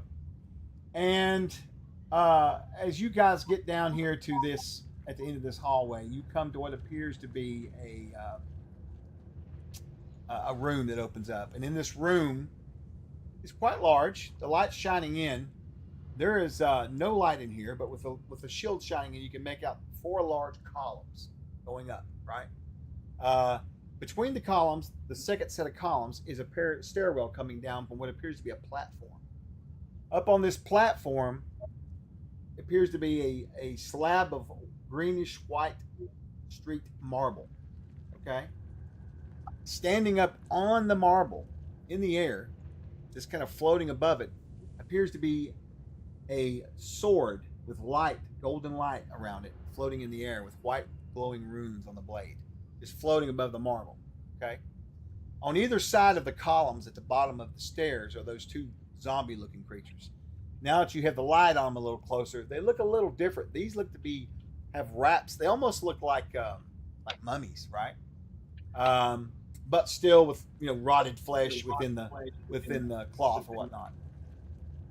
As you guys walk in the room and you see this, you're looking around, and I describe all this to you. In the center of the room, but back up on the stairwell, sort of like in front of where the sword's kind of floating on the block, something materializes on the stairwell.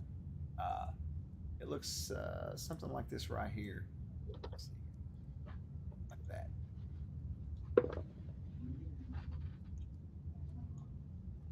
See it there. My detect magic is this for my detect magic, or is that gone already? Your magic's still going, but nothing lights up in here as far as well, that's not true. The walls and stuff light up, and then the sword does. Yeah, obviously, yeah. And this creature? The creature's not glowing at all. It's magical. And you'll see one of its tendril-looking hands come out and point and say, "Why have you come? Is it for the best viewers? No." Get him, man. Get him. But he'll point at you and say, "Why have you entered my domicile? Why have you disturbed me?" We have come seeking the Sword of Light. Sir Reginald? Why do you think you deserve this light? Because we are warriors of light. And I put my shield as the evidence. Ah, okay, all right. Well, you have made a mistake this day, for I am in no mood for visitors. Unless you are willing to join us here. And then the 2 creatures on either side will rush forward as he does, and we'll go into initiative. I'll cast Turn Undead. Cast Turn Undead. So this round you're going to try and do a Turn Undead, huh? I expect a good role play performance, Josh, when we get there. I expect a good one. All right. These things are rushing forward. You see the cleric probably pulling out his holy symbol, getting ready to say something, right? What are you going to do, Roland? Melee? Definitely melee, yep. Okay. I'm going to attack the zombie. Well, I don't know if they're zombies, but zombie-like creatures. Right. Okay. You want the left or right? Left.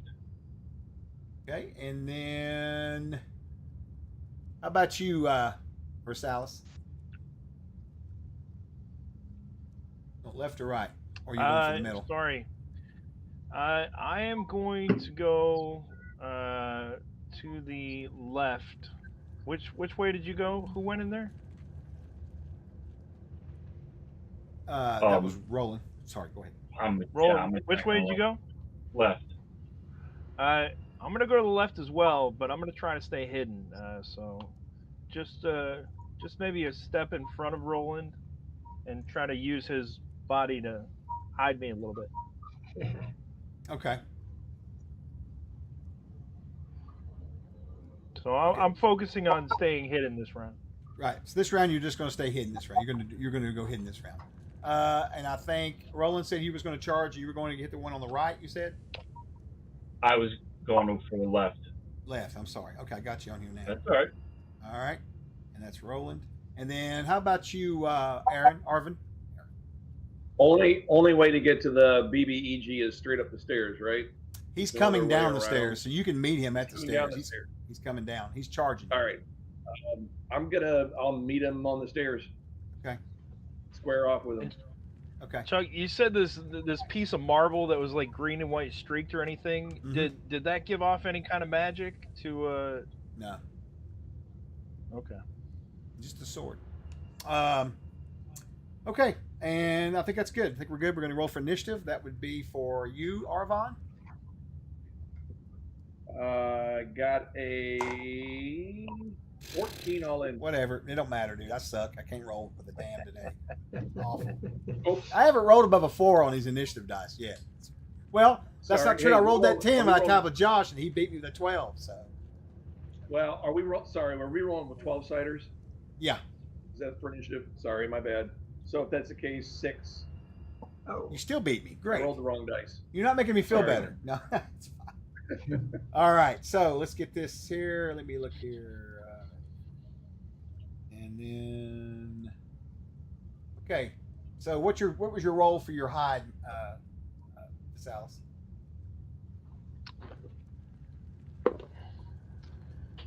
14 plus 4 is 18.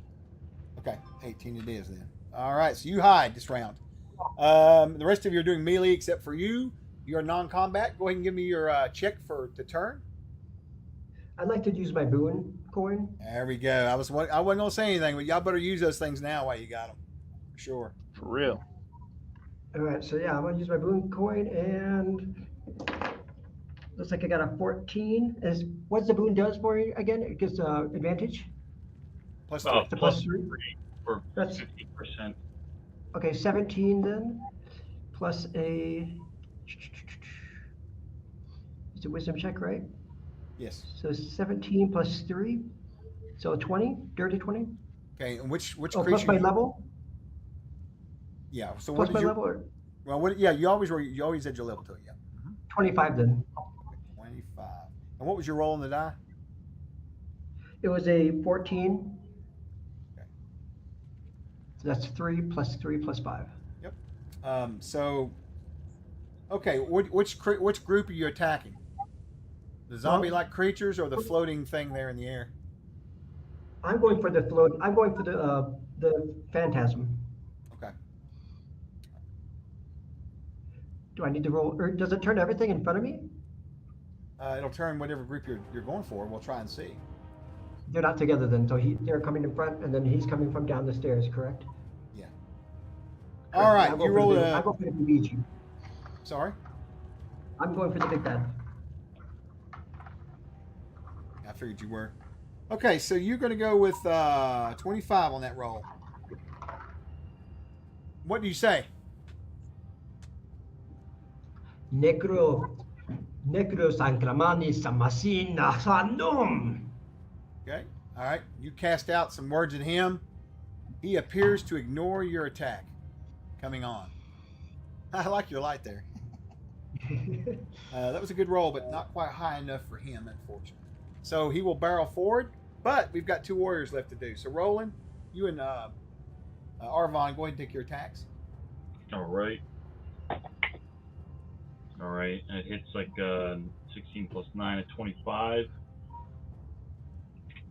And the damage is 3 plus 6, I believe it was. Yeah, 9 points. 9 points. Okay, wow. Okay. And how about you, Arvon? All right, swinging with the axe, but just want to clarify: base to hit plus mod plus miscellaneous plus magic. Is that correct? Mm-hmm. Okay. So, and then I want to do a boon coin as well, so another Okay. plus 3. So Okay. all in, I'm adding 12 to my dice roll. Yep. Gives me a 19 all in. All right. I think that's a hit, though. I think. Let me look and see with that number. Yeah, a 19 hits it. Yeah. Nice. And the boon coin is just to hit; it's not the damage, right? Correct. Well, you have to can spend choose. another one. You right? could spend another one. Yeah, you could Choose. spend another one. Got it. Okay. Yeah, it's just So for a dice damage roll. Okay, so damage all in is 9 points. 9 points. Okay.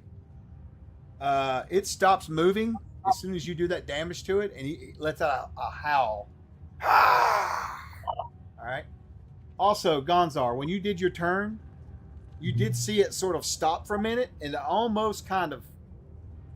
It seemed like it tried to resist. You barely missed. Is what I'm trying to say, right? All right. The creature has been weakened, you think, by the attempt of you to turn it, though. Your power was that close. So it's not happy at all. We've got a powerful cleric that's showed up in the room, and now we've got a guy who's able actually to damage this creature. He's not been touched in many, many years. He is not happy about it. So we're going to the next round. On this next round, Roland, you still doing melee, right? Gonzar, what are you going to do this round?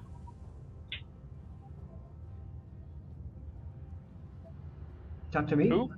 So Yeah. Gonzar. Gonzar, I'm going to try to do a command spell. Okay. All right.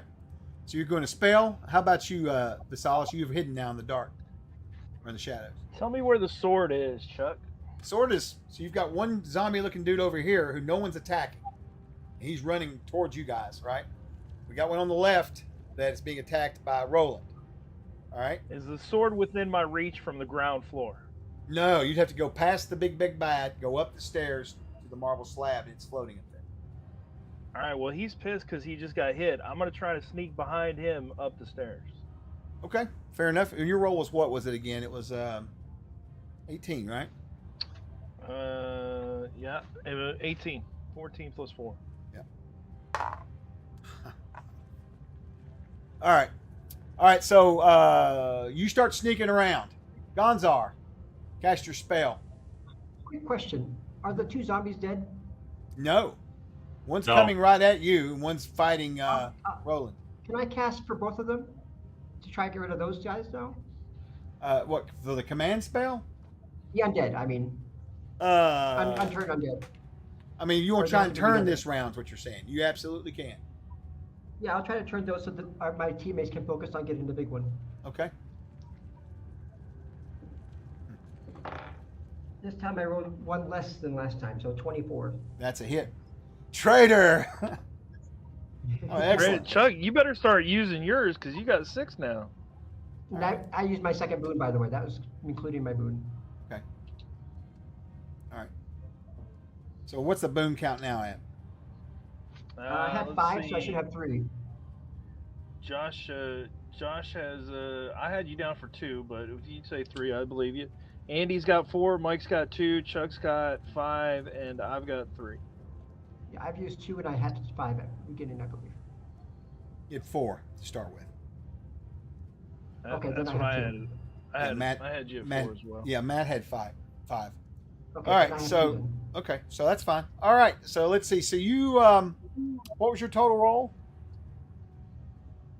Total roll would be 24. Oh, wow. That's a really good roll. All right, they will turn and flee. They will immediately Nice. break and start running past you guys. Actually, they're not. They're going to run out the doors. There's 2 doors down here. They run out either one of those doors. Now, I always offer this. Roland, you were in melee with them. When they turn and run, do you want to attack them as they're running away? No, I would take. Are you sure? I mean, you can. I'll yeah. let you attack them. Free attack, buddy. I Free. was thinking maybe I could take a minus to change targets. Right. Um, Well, they turn and run, and are turned successfully by the cleric, and they flee. Nice. Now, let me whip back around here Am I- to Arvon. Arvon attacked the big bad. He did a total of 11 damage. It looks like. Yep. So, Roland, what do you want to do since this thing turns and runs? You want to switch on the big bad? yeah. All right, this large, as you can see on the stream there, it's this big, Yep. shadowy looking thing. So go ahead and take your swing in. All right. Andy, you gonna use a coin?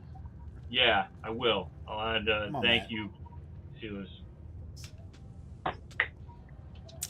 So that's 17 plus 9, 28 plus 3 is like a 31.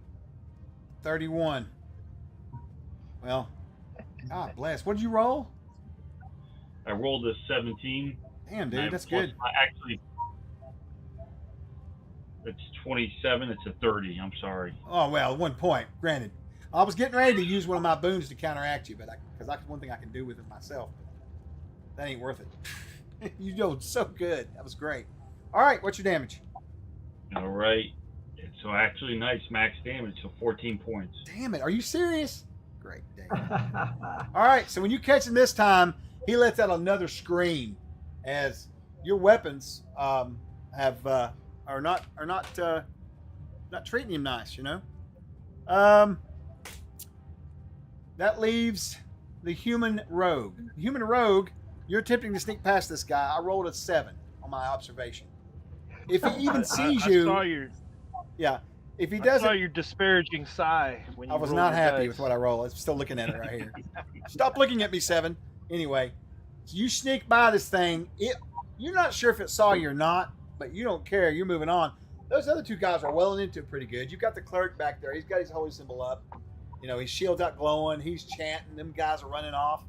You start heading up the stairs. You come up on this floating sword that's hanging above the marble. What do you do?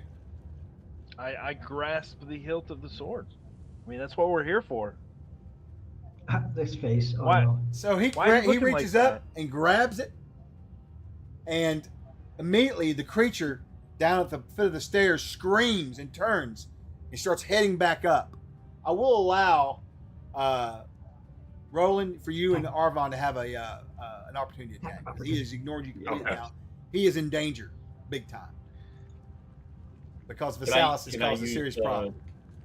Another boon in the same round? Or You no? sure can. No, that's fine. That's per roll. So yeah, sure. You got 3 All right, rolls. And use 3. awesome. I got one less than last time. I rolled a 16 this time, so that's a 29. Okay, that's a hit. And How about you, Arvin? You can swing too. All right. 9 points of damage. So all in a dirty 20 to hit, Okay. and damage would be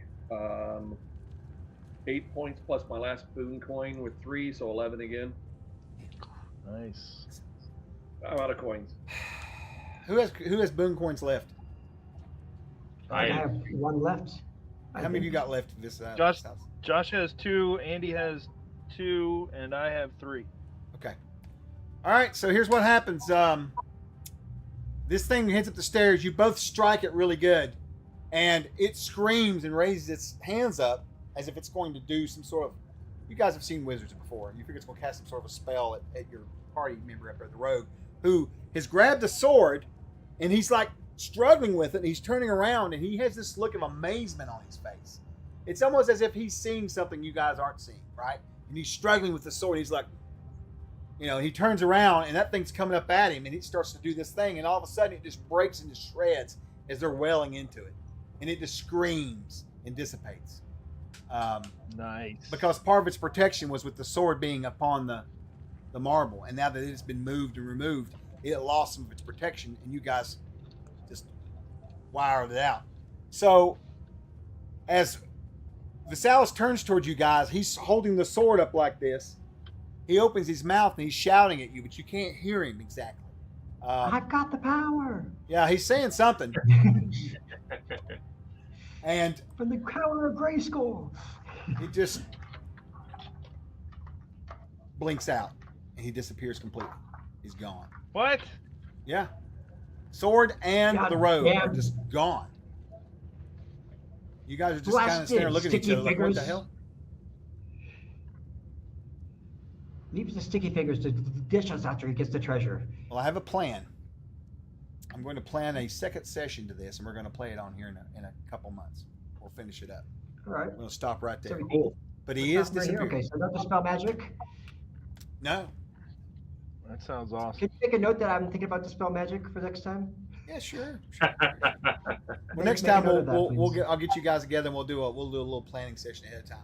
Get some more stuff in there. But sure, I want to finish this because you guys got good ways in. It was good, and you've destroyed something. I can't say much. Definitely another session though. Definitely. It was great. I enjoyed it. I had a lot of fun. You guys were awesome. And I Thank you. couldn't roll worth a shit. I could not roll worth a shit. I mean, really. Yeah, we were killing it too. I had And one thanks good for everybody roll. who put the and- boons out there. Yeah, the boons helped big time, guys. Big time. I didn't use Yeah, mine. I didn't really have to because I couldn't. I should have rolled them. I never remember to use my own boons. I'm not used to having boons for me, right? I thought this was the big bad. Crap. Well, I he used all might my be. booze It for might the- be. I didn't mean to I lessen used that. all my booze for the mid-level dude. No. No, no. All right, we're going to do our giveaways for the raffle, and we're going to get out of here real quick so we can get people on. All right, give them like 1 more minute. They gotta type in !raffle to enter the raffle if you're out there lurking. Matt is a viewer friend. He wants everybody to have a chance, right? Of course, yeah. He's a good dude. I mean, I'm just trying to be helpful. I'm just No, trying to you're be fine. helpful. You're fine. No one's I mean, criticizing my name's gonna come up anyway. It probably will. It's just like Frank Torlock. I'm sure he entered too, and he doesn't need to. And he just some of these people do this shit to torture me. I get it. I get it. You know. So all right, I'm gonna switch over. So !Sport Raffle, give us a follow. You can enter if you're over here on Twitch. Let me get over here and get this switched over here real quick. These giveaways, and then we're going to take a few minutes to talk about what's going on with the company. See all these folks. What? There's Davis joining us now. Hey, Davis. Welcome Hey, in. how's it going? Davis, there. we're getting ready to do our giveaways, and then we'll be on here in just a second. Are we on Twitch? We are on Twitch. Live on Twitch. All right. David, did you just come here to get a $10 gift certificate? That's what Davis is here for. Davis is here for the giveaways. Chuck, I mean, you're gonna give out more than one, right? I mean, We'll give out half Comes of at them. the very end. this is a Troll Lord Game stream. I mean, the other shows were giving out one. The Troll Lord Game stream needs to give out like 3 or at least something. You see what I have to put up with. Thank you. See what I have to put up with. See, Davis knows what I'm talking about. Well, All right, there's I'm 6 gonna- of us, so we give I'm out. just out here. All right. Let's see what we got. Is it Well, closed? it isn't Jay. Wild Hey. Jay appears too. A wild What's up, Jay. Josh? Hey, How you Jay. doing, Jay? Doing See you good. tomorrow on that game. All right. Here we go. We're going to pick a winner. First winner up is going to be. Did it pick anybody? It didn't.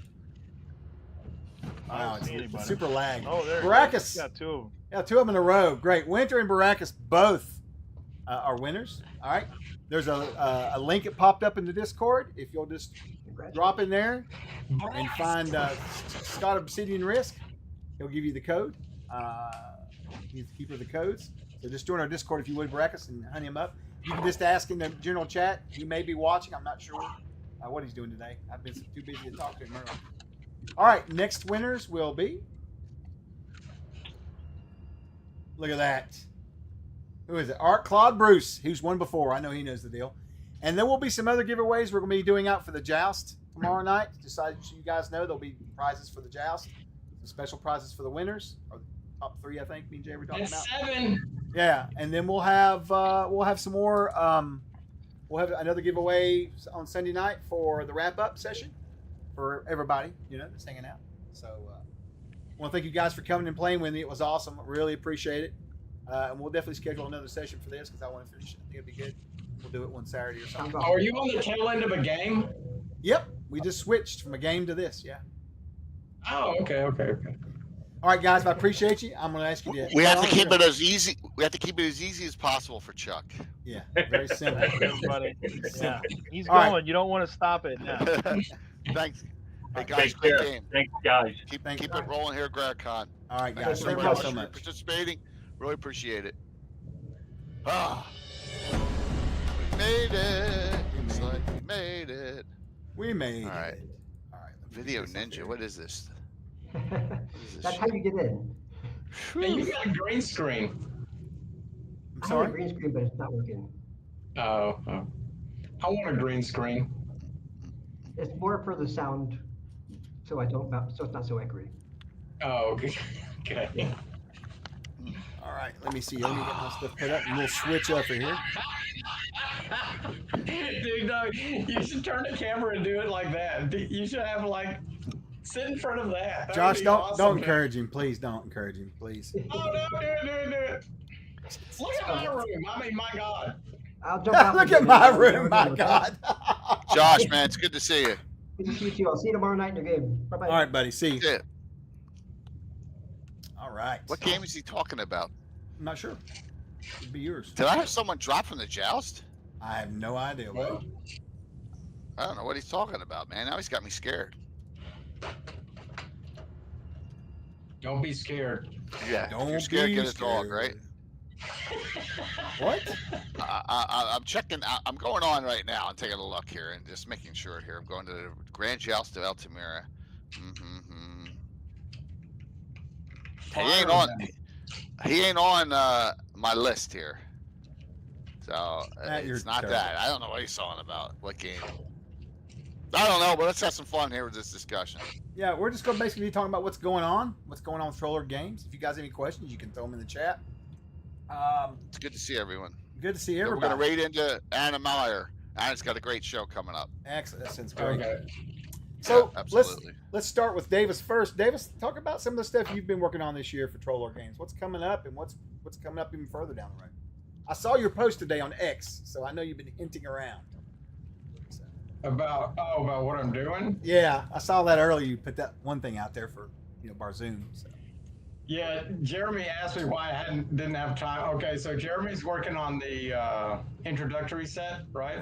Right. So I'm helping Jeremy with that, getting like clarifications and stuff like that. Just helping him organizing and stuff. He's doing the vast majority of the work, and I'm just reading through readers' rights and say clarify this, take this out. Yada. Hopefully we get that done by the end of October. Mm-hmm. But that's like a sideline project. I got a list here. I have an Excel list of my writing projects. Oh, please! I want to hear it. I would say I want to hear this. This is what I want to hear. So the first one up, like it's on the top of the list, is my Isaiah stuff, which is going to be comprised of anywhere between 1 and 4 books. The goal is 400,000 words by the October of next year, which isn't that bad if you think about it. That's like 1,000 words a day, which isn't that bad. That's not bad. I just watched Steve write a shit ton in 2 days. So yeah. Yeah, except I have issues when I write. I listen. I've been working on that crafting book for a good bit, so I have no judgment. Yeah, for me to crunch out 1,000 words a day on that project is actually really difficult. It can take me 4 or 5 hours to crunch out 1,000 words. I know what I want to say, but I don't know how to say it. Right? That's my big problem. I just don't know how to say what I want to say. Like here, Jay, let me ask you this too, okay? Get everyone's opinion on this. Shoot. This is interesting. So you've got your setting, and you've got, 50 years of playing in that setting, or 45? 44, 45 shortly, yes. 45 shortly, right? Yes. And you've got all these places named. You've got knights, you got nobles, you got peasants, you got names for everything and everybody and 45 years of history behind you, right? Yes. Thousands of NPCs. Literally. Yeah. Thousands of PCs and NPCs.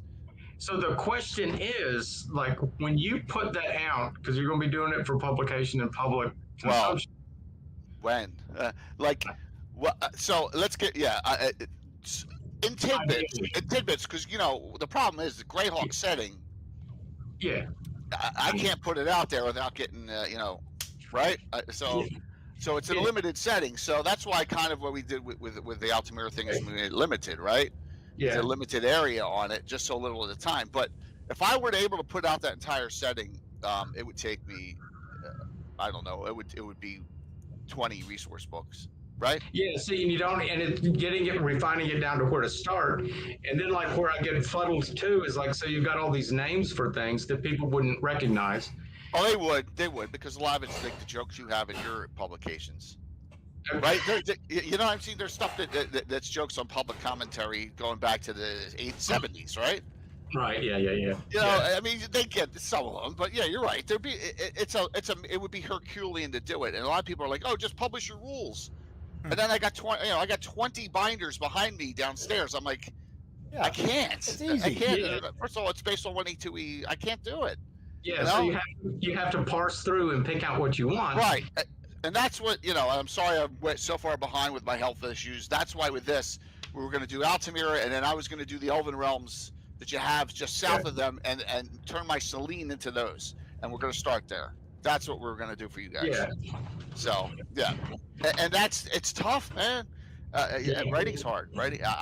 You and Steven, man, I give you all the credit in the world. And then you got, and this issue, this one like sort of crunches me too. So you got the parsing issue, and then you have like just the words. So you have built in, so I've built in languages for my thing, right? Just, for fun over the years. But these names of places and stuff like that, like let me just pull up a document real quick and see how many random names that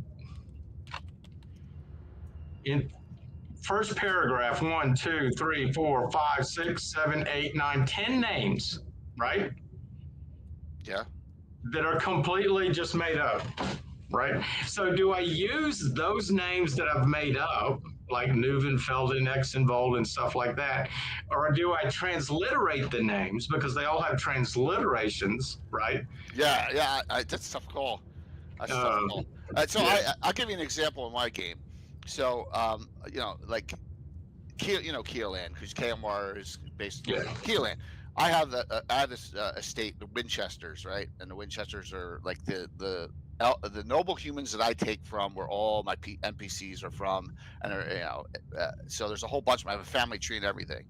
Yeah. So it's been going on since the '80s. So everyone goes, "Oh, you ripped off Supernatural," because that's the last name of the guys in that, right? And I'm like, no. I know. Right? Yeah. No, it's actually a little bit of a pun on Charles Emerson Winchester from MASH. Oh. Oh, okay. Yeah, but this is the stuff I get with like, oh yeah, of course you picked the Winchester brothers. Like, nope. And that's the kind of stuff. I mean, you got to think about all that, right? Right. Oh yeah. You might like this. I'm writing a joke, but this is on my list too. So you might like this one. The Homely Hamlet. Oh God! Please don't bring that. Oh my God. Yes, that's on my writing list. Madness. Well, don't forget. You are putting the Trolls Den in this when it comes around. Okay. Oh yeah. No. Man, my knight is supposed to put a tavern in there somewhere. Yeah, Trolls Den. Yeah, absolutely. Yeah. We got it. We got that. I got it in the. Yeah, Joanne, trust me, and it's been to get this virtual GreyHawk thing off the ground and all the other stuff I'm doing in real life work and all, and this surgery coming up. It's just like, man. Yeah, it can get you down. Yeah. So the Homely Hamlet is sort of like a joke. I mean, it's all jokes. It's just one series of jokes after another, where I make fun of not only myself, because all the characters in the thing are based on me, all the NPCs. Right. Or like something will go wrong that day and I'll think about, damn, this was just stupid. I'm gonna make an NPC about how stupid this thing was, right? Like the stupidest things that I've done. And I make up this crazy NPC or about an experience I've had to make a crazy NPC. Like just exploded. Then I take every gaming trope that I can think of. Right. I'd love that. So you have something in common with Shakespeare now, because he's in a lot of his own writings, right? It's just it's a character. Oh yeah. So those are the easiest characters to write because you right, exactly. Look at John's face. I compared Davis to Shakespeare. See, now I don't have seriously. I don't have those issues. If I have to write something for NPCs, I have it all right here. I know, but who made this book? Who wrote this? Oh, Davis Chenault wrote this book. Oh yeah, great book. Yeah, that's got thousands of NPCs in it. It's the best book ever. It's great. I'm paranoid because I'm terrible at NPC making. I'm terrible at it. I know of you guys, I'm all good, but if I were to ever put something on DM's Guild, man, I lose the rights to it. Yes. Yeah. That's the little caveat. yeah. So that's a problem. I know GREYHAWK. They're releasing GREYHAWK. I saw the interview on Dungeons and Dragons channel, and actually I was semi impressed by what they said. It wasn't a line of BS like it normally is. Right. But we think there's going to be a flood of people just wanting to know where. Well, I have 8-9 pages to look at, and I have a couple maps. Now what? Yeah. Right, and that's where I think we all come in. Yeah. There's places to direct them. So, look at Arid. Look at how great Arid is, and it's got a lot of relations to what you're looking for in GREYHAWK. Yeah, you can find GREYHAWK in there if you look close enough, for sure. That's what I mean, and then for me, it's like, well, we got the whole community of GREYHAWK streamers and bloggers and publications. honestly, Jay, if things hadn't, I would not be surprised if we weren't putting stuff out for GREYHAWK as a setting. If it was still, if things would have ended up differently. You know what I mean? Yeah. Because it was the big daddy. Right? So I don't know if Davis knows this, but I got a little agreement with someone, and no. we're taking. Oh, it's just good. We're taking what he does on a show of mine. He transposes it and sends it to me. I add on my SKU to the back of it. So I'm doing some joint writing for the Visions of GREYHAWK and the Great Grimoire with Ed Greenwood. Oh, really? I didn't know you were cool. doing that. Yeah. That is cool. Excellent, Absolutely. Jay. Yeah. Right. So we had our first one that came out. It was rumors of GREYHAWK. Yeah. So he did a whole bunch of rumors that he created on the show, and then I created ones that are specific to my campaign. We put together in an article. That's So great, that's man. the first one. Yeah. Oh, that's cool. Yeah, now it's easy, because that's like 8, 9, 10 paragraphs.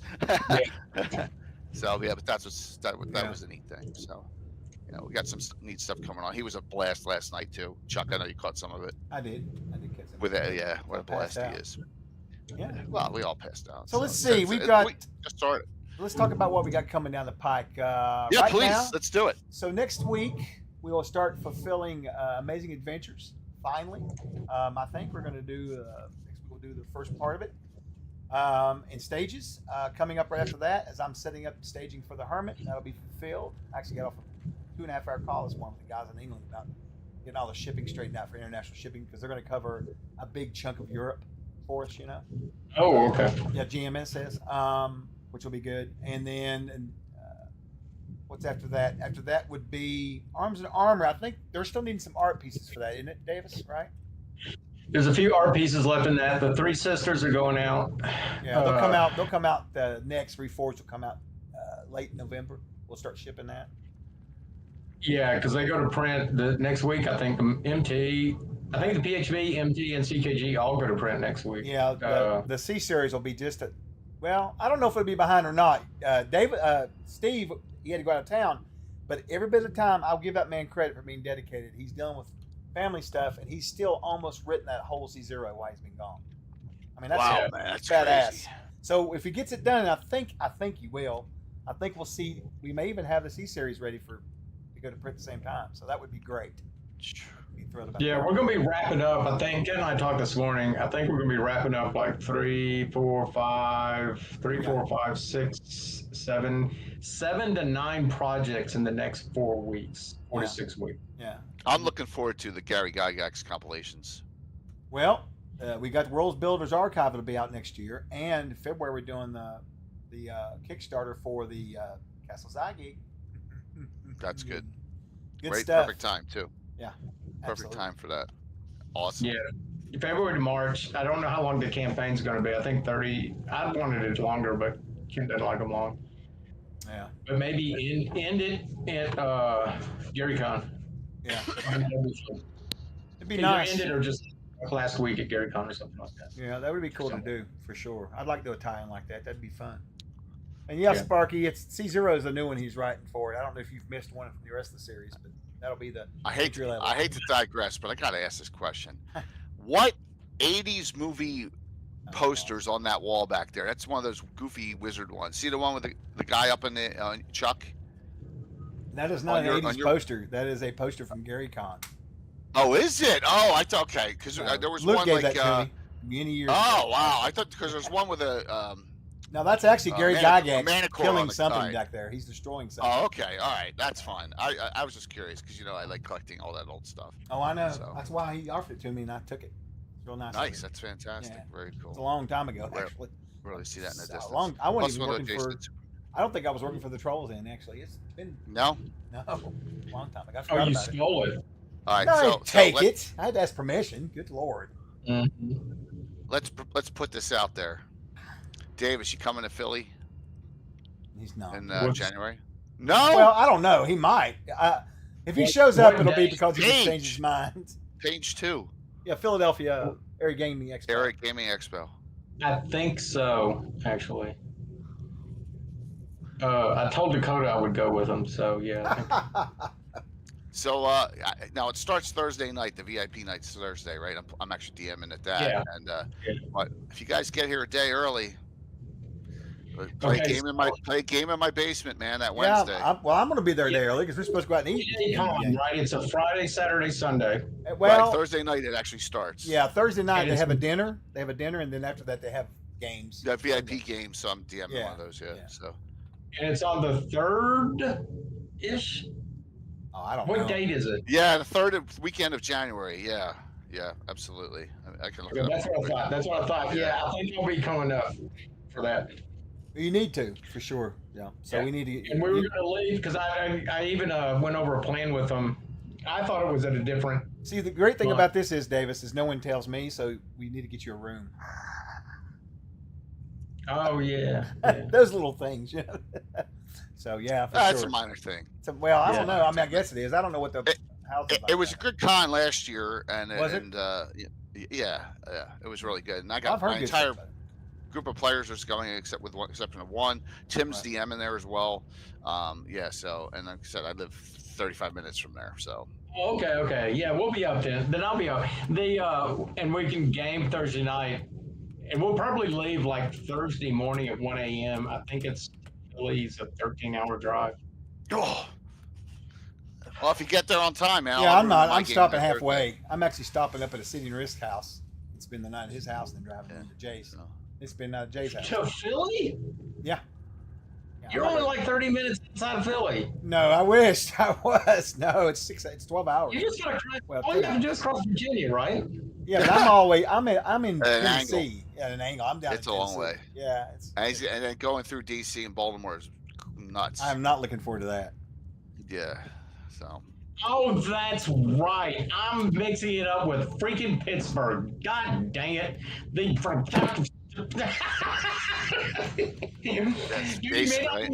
Are they going to even have the southern route fixed by the time we get there? You never know. I mean, I It'll heard be good. It'll be good. I-40 were still cut off. I don't know. It'll be a good warm up pre Gary Con. Yeah. You know, it was a blast last year, and then it's gonna be good again this year. So really looking forward to it. You know, I bet you I could fly up for cheaper than I could drive up. Yeah, I'll could. bet you. Yeah, that January, because that 2 hour flight or 2.5 hour. Yeah, and that weekend after New Year's is usually really a cheap weekend to fly. It's the second one after that. I think it's the third Yeah. weekend of So just take a look because we're in. Our whole team is in. So we'll have and there's a lot of the same VIP guests that are at GaryCon. Most of them are there with some Okay. exceptions. Yeah, oh yeah. You'd be shocked. Yeah, that'll be fun. That'll be fun. Yeah, you'd be in my neck of the woods for a change. Yeah, we can bring a sword and go fight. Yeah, well, I'll be- Go to- I should be healed up by then, so it would be good. What kind of surgery are you getting? So I have prostate cancer.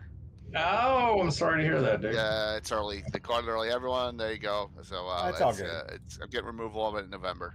Yeah. Yeah. So I got caught real early. So yep. Yeah.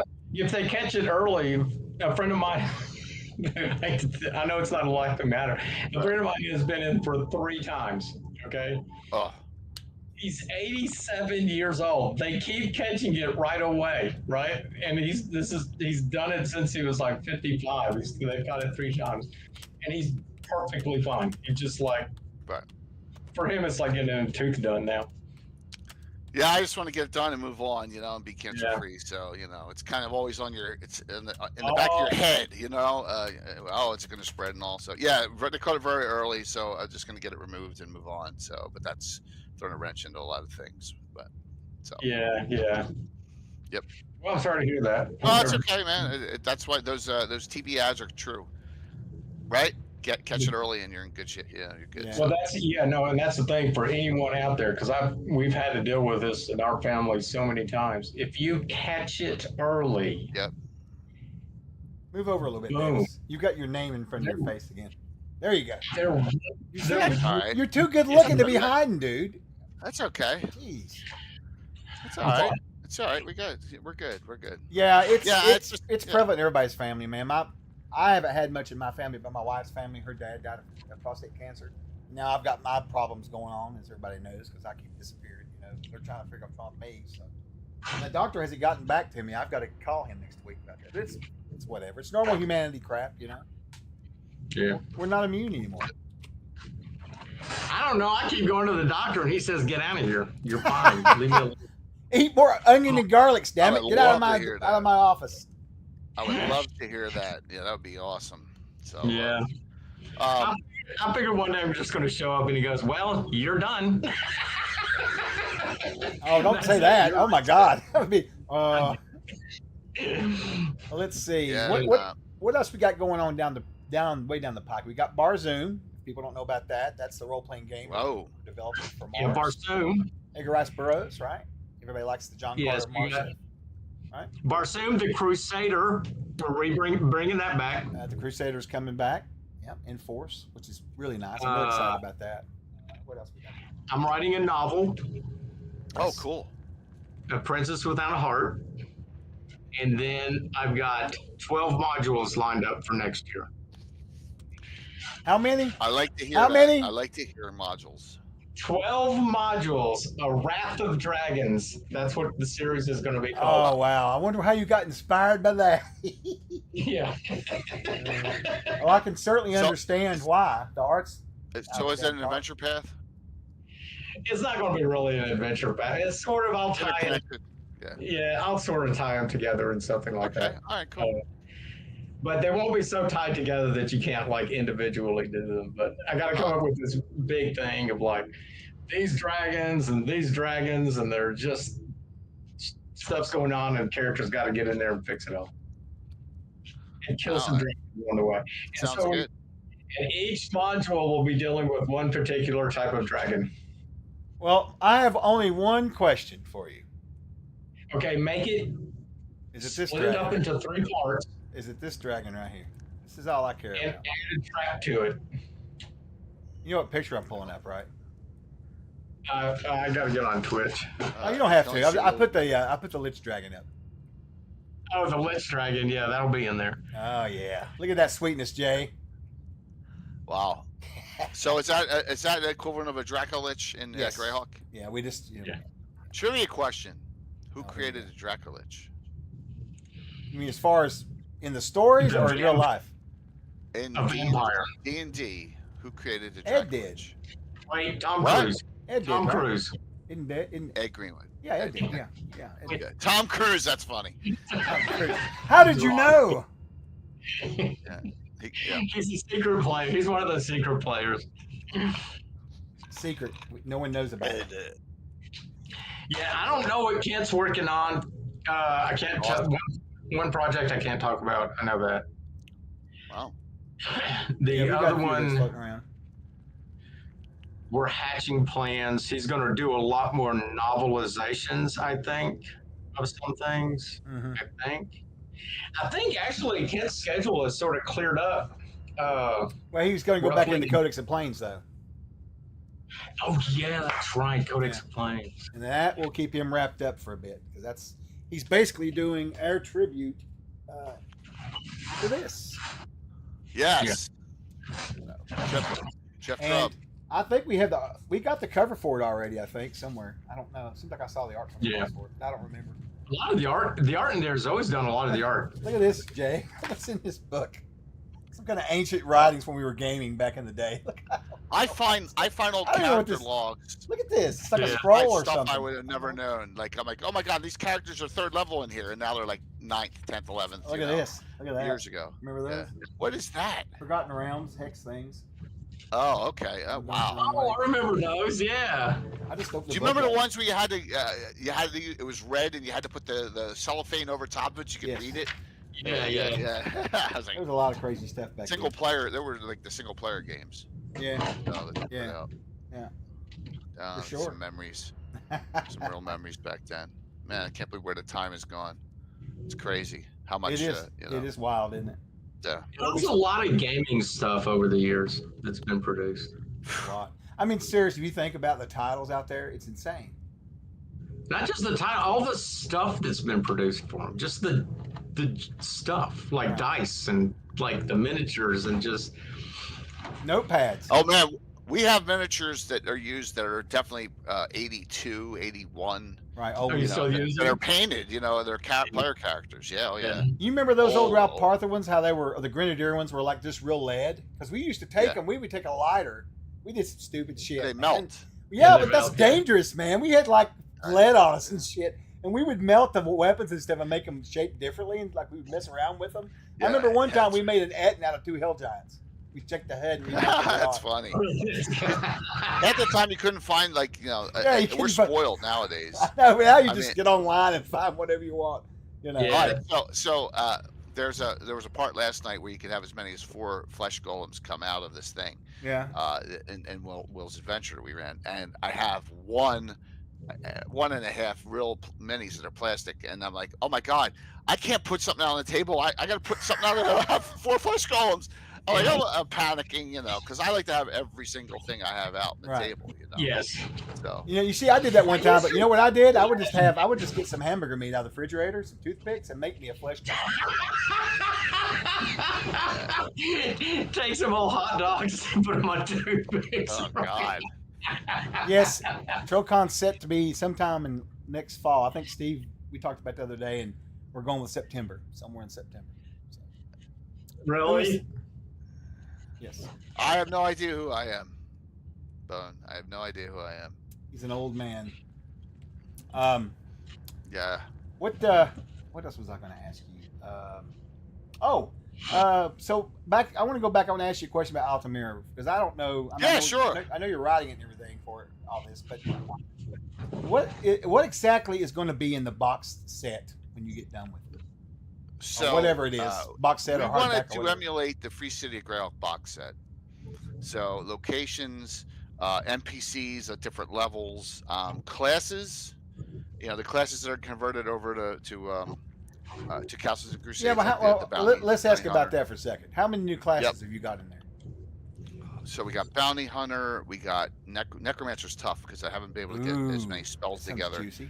What am I missing? Oh my god, Undead Hunter.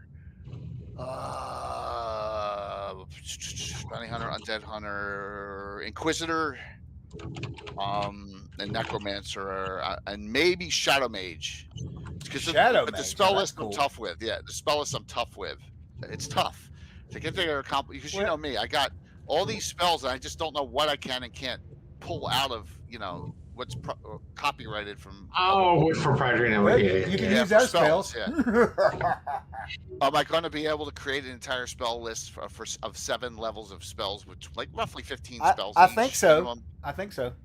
of Shadow Mage spells. No, I don't go that way. No. No. That's the problem. Not mage, yes. Shadow, no. Yeah, Necromancer. but I'm just Necromancer curious- and Shadow Mage. What I'm curious about, and I don't even know. I'd have to look and see right now. But like, No, Jay, just don't do it. Don't do it.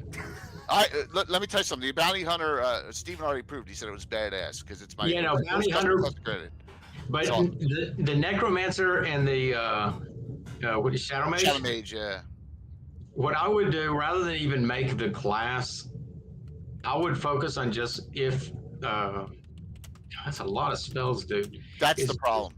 Is just make the spell list and don't worry about the class at all, and just take the mage thing and blah blah blah that. But the spell list is going to be the big thing, and if you're pulling off previous I know it's. missions or other resources, you'll have to change. I would, just for safety's sake, borrow from what hours you can. I don't think there's going to be much that's going to be. well, hold on, Davis. There'll be a, I have a question. but we have a book of spells too. You're more than welcome to pull any of those, right? All right, cool. So my question would be this: like stuff from 3rd edition that I pulled back into my game from like Sword and Sorcery, Necromancer. I can't use any of that, and that's where a lot of those. That's how I was able to build a Shadow Mage class. Was I don't pulling think- some 3rd edition spells I don't back think in it's. 22. I don't think it's impossible. We just have to rework them, which is something. Yeah, that I guess Jeremy so. can I do. guess, but Pretty the other fast. 3 are done. The other 3 are completely doable. The Undead Yeah. Hunter, Inquisitor, are subclasses of Paladin. They're easy to do. Oh wait, you have an undead hunter? Oh Yeah, that's what I- that's it's what a I regular- love. That's, Isn't that cool? It's a regular class in my game I made. Yeah. Oh, yeah. That's cool. That's a Yeah, cool. it's idea. actually published in one of the Earth journals. So yeah, I can share that with you. It's in an Earth Journal article, so you can actually see what I did with it. Okay. Yeah. Yeah, no, that'd be cool. Yeah, and the Inquisitor is also a subclass of regular Paladin. We have a ton of those in my game. All three. I mean, there's an entire guild of bounty hunters in Altamira. That's what That's the only one in the GREYHAWK setting that exists. Is that, and so it's its own class. They knock out instead of assassinate. And Oh, okay. But they got other abilities too. But yeah, that's yeah. So, and this So- is someone who. I'm gonna start a giveaway up while we're talking real quick. For everybody that's hanging out here, for hanging out this long, let's just Bab almost. Oh my started gosh, a it's giveaway. I got a 2-hour seminar of Anna coming up on my channel. You're not gonna be on her with her though, right? Oh yeah, it's on my channel. All right. Well, you need to throw me. I need to talk to you for just a second. Well, that's what But Discord's well, for. actually, it's not an emergency. We can do it later, but it's about. It's about I'll be this- done at 8 o'clock tonight. It's about this Eastern, so- convention. There's something going on. I'll tell you about it later. Then. Let me get this started first because I got to figure it out. Okay, sounds good. Yeah, here we go. All right, that's up. Yeah, Hop Davis, in. I love to pick your brain a lot more, man, because those are great. It's great advice. So.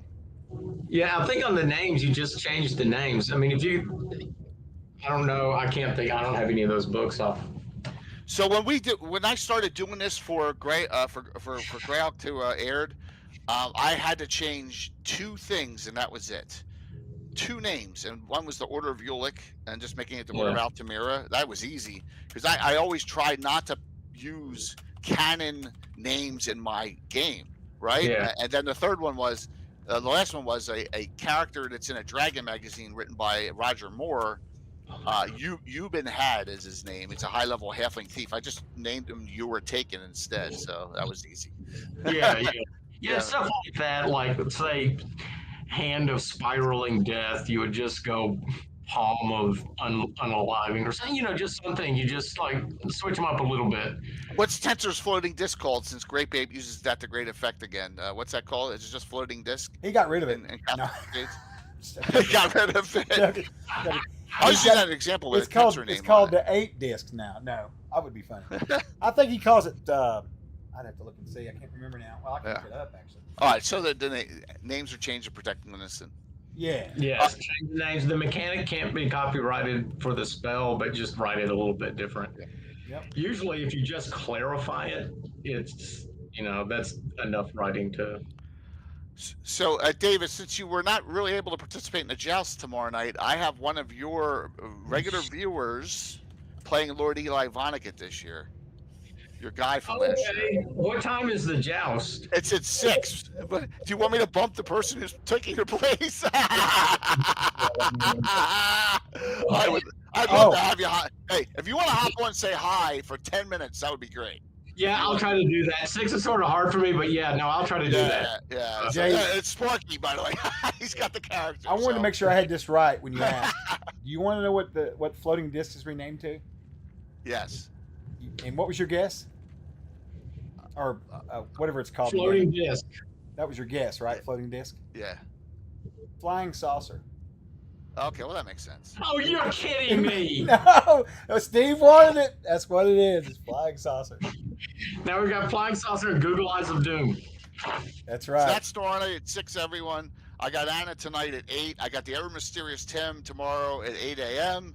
with his game, and then we have I got a new to GREYHAWK Let's Talk seminar at 10 a.m. on Sunday. Nice. So we're gonna have all these new people coming Tune in, in and for then we got Roger Moore and Malden and Alan Growy and Joe Block for the Ask the Experts Sunday night with all the other streams from everyone else coming in. We're packed, so I appreciate it. Yeah, Chuck, just reach out to me. I got to get on and prep this stuff up for Anna. She'll be on in 5 minutes. So Fine. No worries. yeah, James, I think I got it worked out. Don't worry about it. I think I worked it out. Yeah, I'll jump in tomorrow night at some just to say hi. All right, so Chuck, give Davis the login, please. It's the same as Yeah. my login ID for Zoom. I got you. Okay. Yeah, that'd be cool. I'll take care of it. Luke's going to be on again, so there you go. Oh, okay. All right. Yeah, absolutely. So we're gonna have fun. All right, how do I? Let's see. I gotta figure out how do I exit. I don't know. Close the browser window out if you want to. Just close the browser. I just close the whole thing. Just hit the X. I got it. All right, Yeah. we'll see you all. Rosa! soon. I'll see you with the raid in. I'll be on. You'll I'm see me watching pop for you. up in about 5 minutes. All right, Thank talk to you, you both buddy. soon. All right, bye. see you. Bye bye. didn't think we'd ever get rid of that guy. Thank God. Oh wait, he's still here? No wait. What are you doing? What was all that? What just happened? I just saw something. What is that? Oh my God! It looks like some alien ship's coming down on you or something. You're outside. I'm blessed. Is that what it is? You're holy? Oh, I work with this man every day, everybody. That's right. Let me fix you up here. All right. So what's up? What are we doing? No, we're going to finish up this discussion and right into Jay in just a few minutes. So, all right. Well, let's take some questions. That's my writing projects. My writing projects are. What have I got for writing projects? Technically, still Steve 3 Adventures and the crafting book. That's basically all I have on that for writing goes. You know? Unless I come up something crazy. I'm always thinking like, oh, I'm going to do this, and then something happens immediately. You know what I mean? Just don't. Just finish the crafting book. Yep, that's all I'm focused on. Just go to Minecraft to do it that way. They have some of the best crafting rules in the world. Oh yeah. I'll bet you engineers get in there and do that stuff. Probably. I wouldn't be surprised. They got some cool, and they probably do it just to test the actual programming against their thought. Didn't the guy build that? Oh, did you hear about the little micro brains? No. Really? I don't know what they're called technically. Okay, so they took some brain matter and they've animated some brain matter from stem cells, created brain matter from stem cells that function. So they have brain waves and stuff like that. And they're taking these micro brains, I can't remember what they're called, these little micro brains, and they're using them as sort of on computers to do the processing for computers. And I think they just legalized the commercial sale of these micro brains. What? And they're brains. They're made from human stem cells. I'll look it up real quick. I believe you. I'll see if, I don't know, maybe I've been, you know how gullible I am. Let's see. The mini brain small cord in a dish. What? Wait, hold on. Hey, odd man. Does anyone know what I'm talking about? Those little bitty brainoids? I have no idea what he's talking about. I think they're called brainoids. But now you get on the internet more than I do. I actually don't really look much on the internet anymore. Work has driven me into a dark hole. I come out every once in a while. Organoid intelligence. Organoids. Organoids. Yeah, I think that's, yeah. This is insane, dude. Literally the most insane stuff I've ever read about. I'll send you an image through Skype, okay? And you can post it up onto the thing. You sure I can post it? It's safe. Yeah. But look at it, and it's going to freak you out when you see that organoid. What is that? An organoid. And now they're using it. It's made from stem cells. It's like a mini brain in a vat.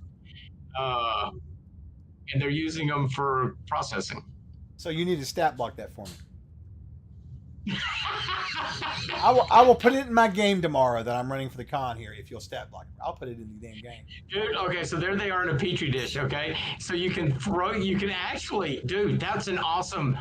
Okay, that's sort of terrifying, but that's sort of an awesome little monster. They can be little, like they grow on a plant, right, and they fall down. And they get into your ears and stuff, get into your nose, you breathe them in, and then you have all these little organoids inside you. And then they take you over. That sounds terrifying. I'm going to drop this in the chat for everybody to see that. Yeah. There we go. I'm going to put it down here, lower right. Like I said, the world, Generation Z, the millennials, those people under 30, you know it was coming. Your world is going to be so different. It's going to be so different. Yeah. Anyway. My game will be tomorrow at 10 a.m. Eastern on here. We're running the game. And I was asking, he had a question. He says, does the brain in a jar have a stat block in CNC? Does the brain in a jar? I get it will. You can, sure. It will. What was that, Steve? Was it a Steve Martin movie about the brain? What was that movie about the brains? The brain in a vat movie. I don't know. Someone, wasn't there a Steve Martin movie where he had a brain in a vat or something like that? What does I don't know. I wish Kothart. Hey, is Jeremy still on the stream? I don't know if we haven't. What did we do about intellect devours? I thought that was on the list, but I don't know if we came out with one or not. If it got nixed, I don't remember. I thought we had a picture of the one. I can't remember if it got nixed or not. No, Steve is in the owner. I think he's talking about. But I do like Steve Martin as the banjo player. He's a good banjo player, by the way. I've seen. Yes, he's actually a good author, good banjo player, good poet. Was multi-talented. That's from Toronto, actually. He wrote a book. I can't remember the book he wrote. It was really funny, really good too. Anyway, it's sort of sad. Yeah. Anyway. Oh, Organoids. Yeah, Kickstarter. So we won't have another Kickstarter program or project until February, but we have a bunch of fulfillments going on. Okay, wait. No. Wait, hold on. The Gygax thing. What is it? Zagged. February. Yeah. But it's probably not going through Kickstarter. It's going through back. Oh yeah. Sorry, crowdfunding. I should have said that. Okay, crowdfunding is going to go through back. I've just gotten a habit of calling it like I call Dr. Pepper everything. You know. Yeah. And I don't know if we'll have another Kickstarter. Kent and I were talking this morning about it, but we, other than Jeremy's introductory set, If it I'm makes not sure that. yeah, I don't. That's why I'm saying I don't think we'll have one. It's just too much, you know. And then you got the holidays. That's going to wreck shit. Yeah, I think Jeremy will finish it. He's packing away the time on it. It just needs. I think, as with most writers, especially when you're organizing shit, you need input. Not one person can do that. You need input. Someone to look and say, well, this needs to be organized this way, and that's all.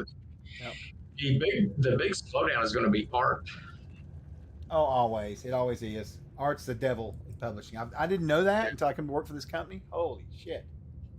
It's always about art. Always. Yeah, just finding an artist who will respond is sort of difficult. Yeah, because we get all these people, and then we'll like make deals, and then you can't get them to communicate at all. They like disappear and stuff. It's crazy. Yeah. I mean, I don't blame them. Most artists. I mean, it's not being an artist. Honestly, I guess writers are in the same boat in a way. Yeah. But most of the people, the vast majority of the people I know who draw do it part-time. Not for the company, but the people that I know that draw outside of our company.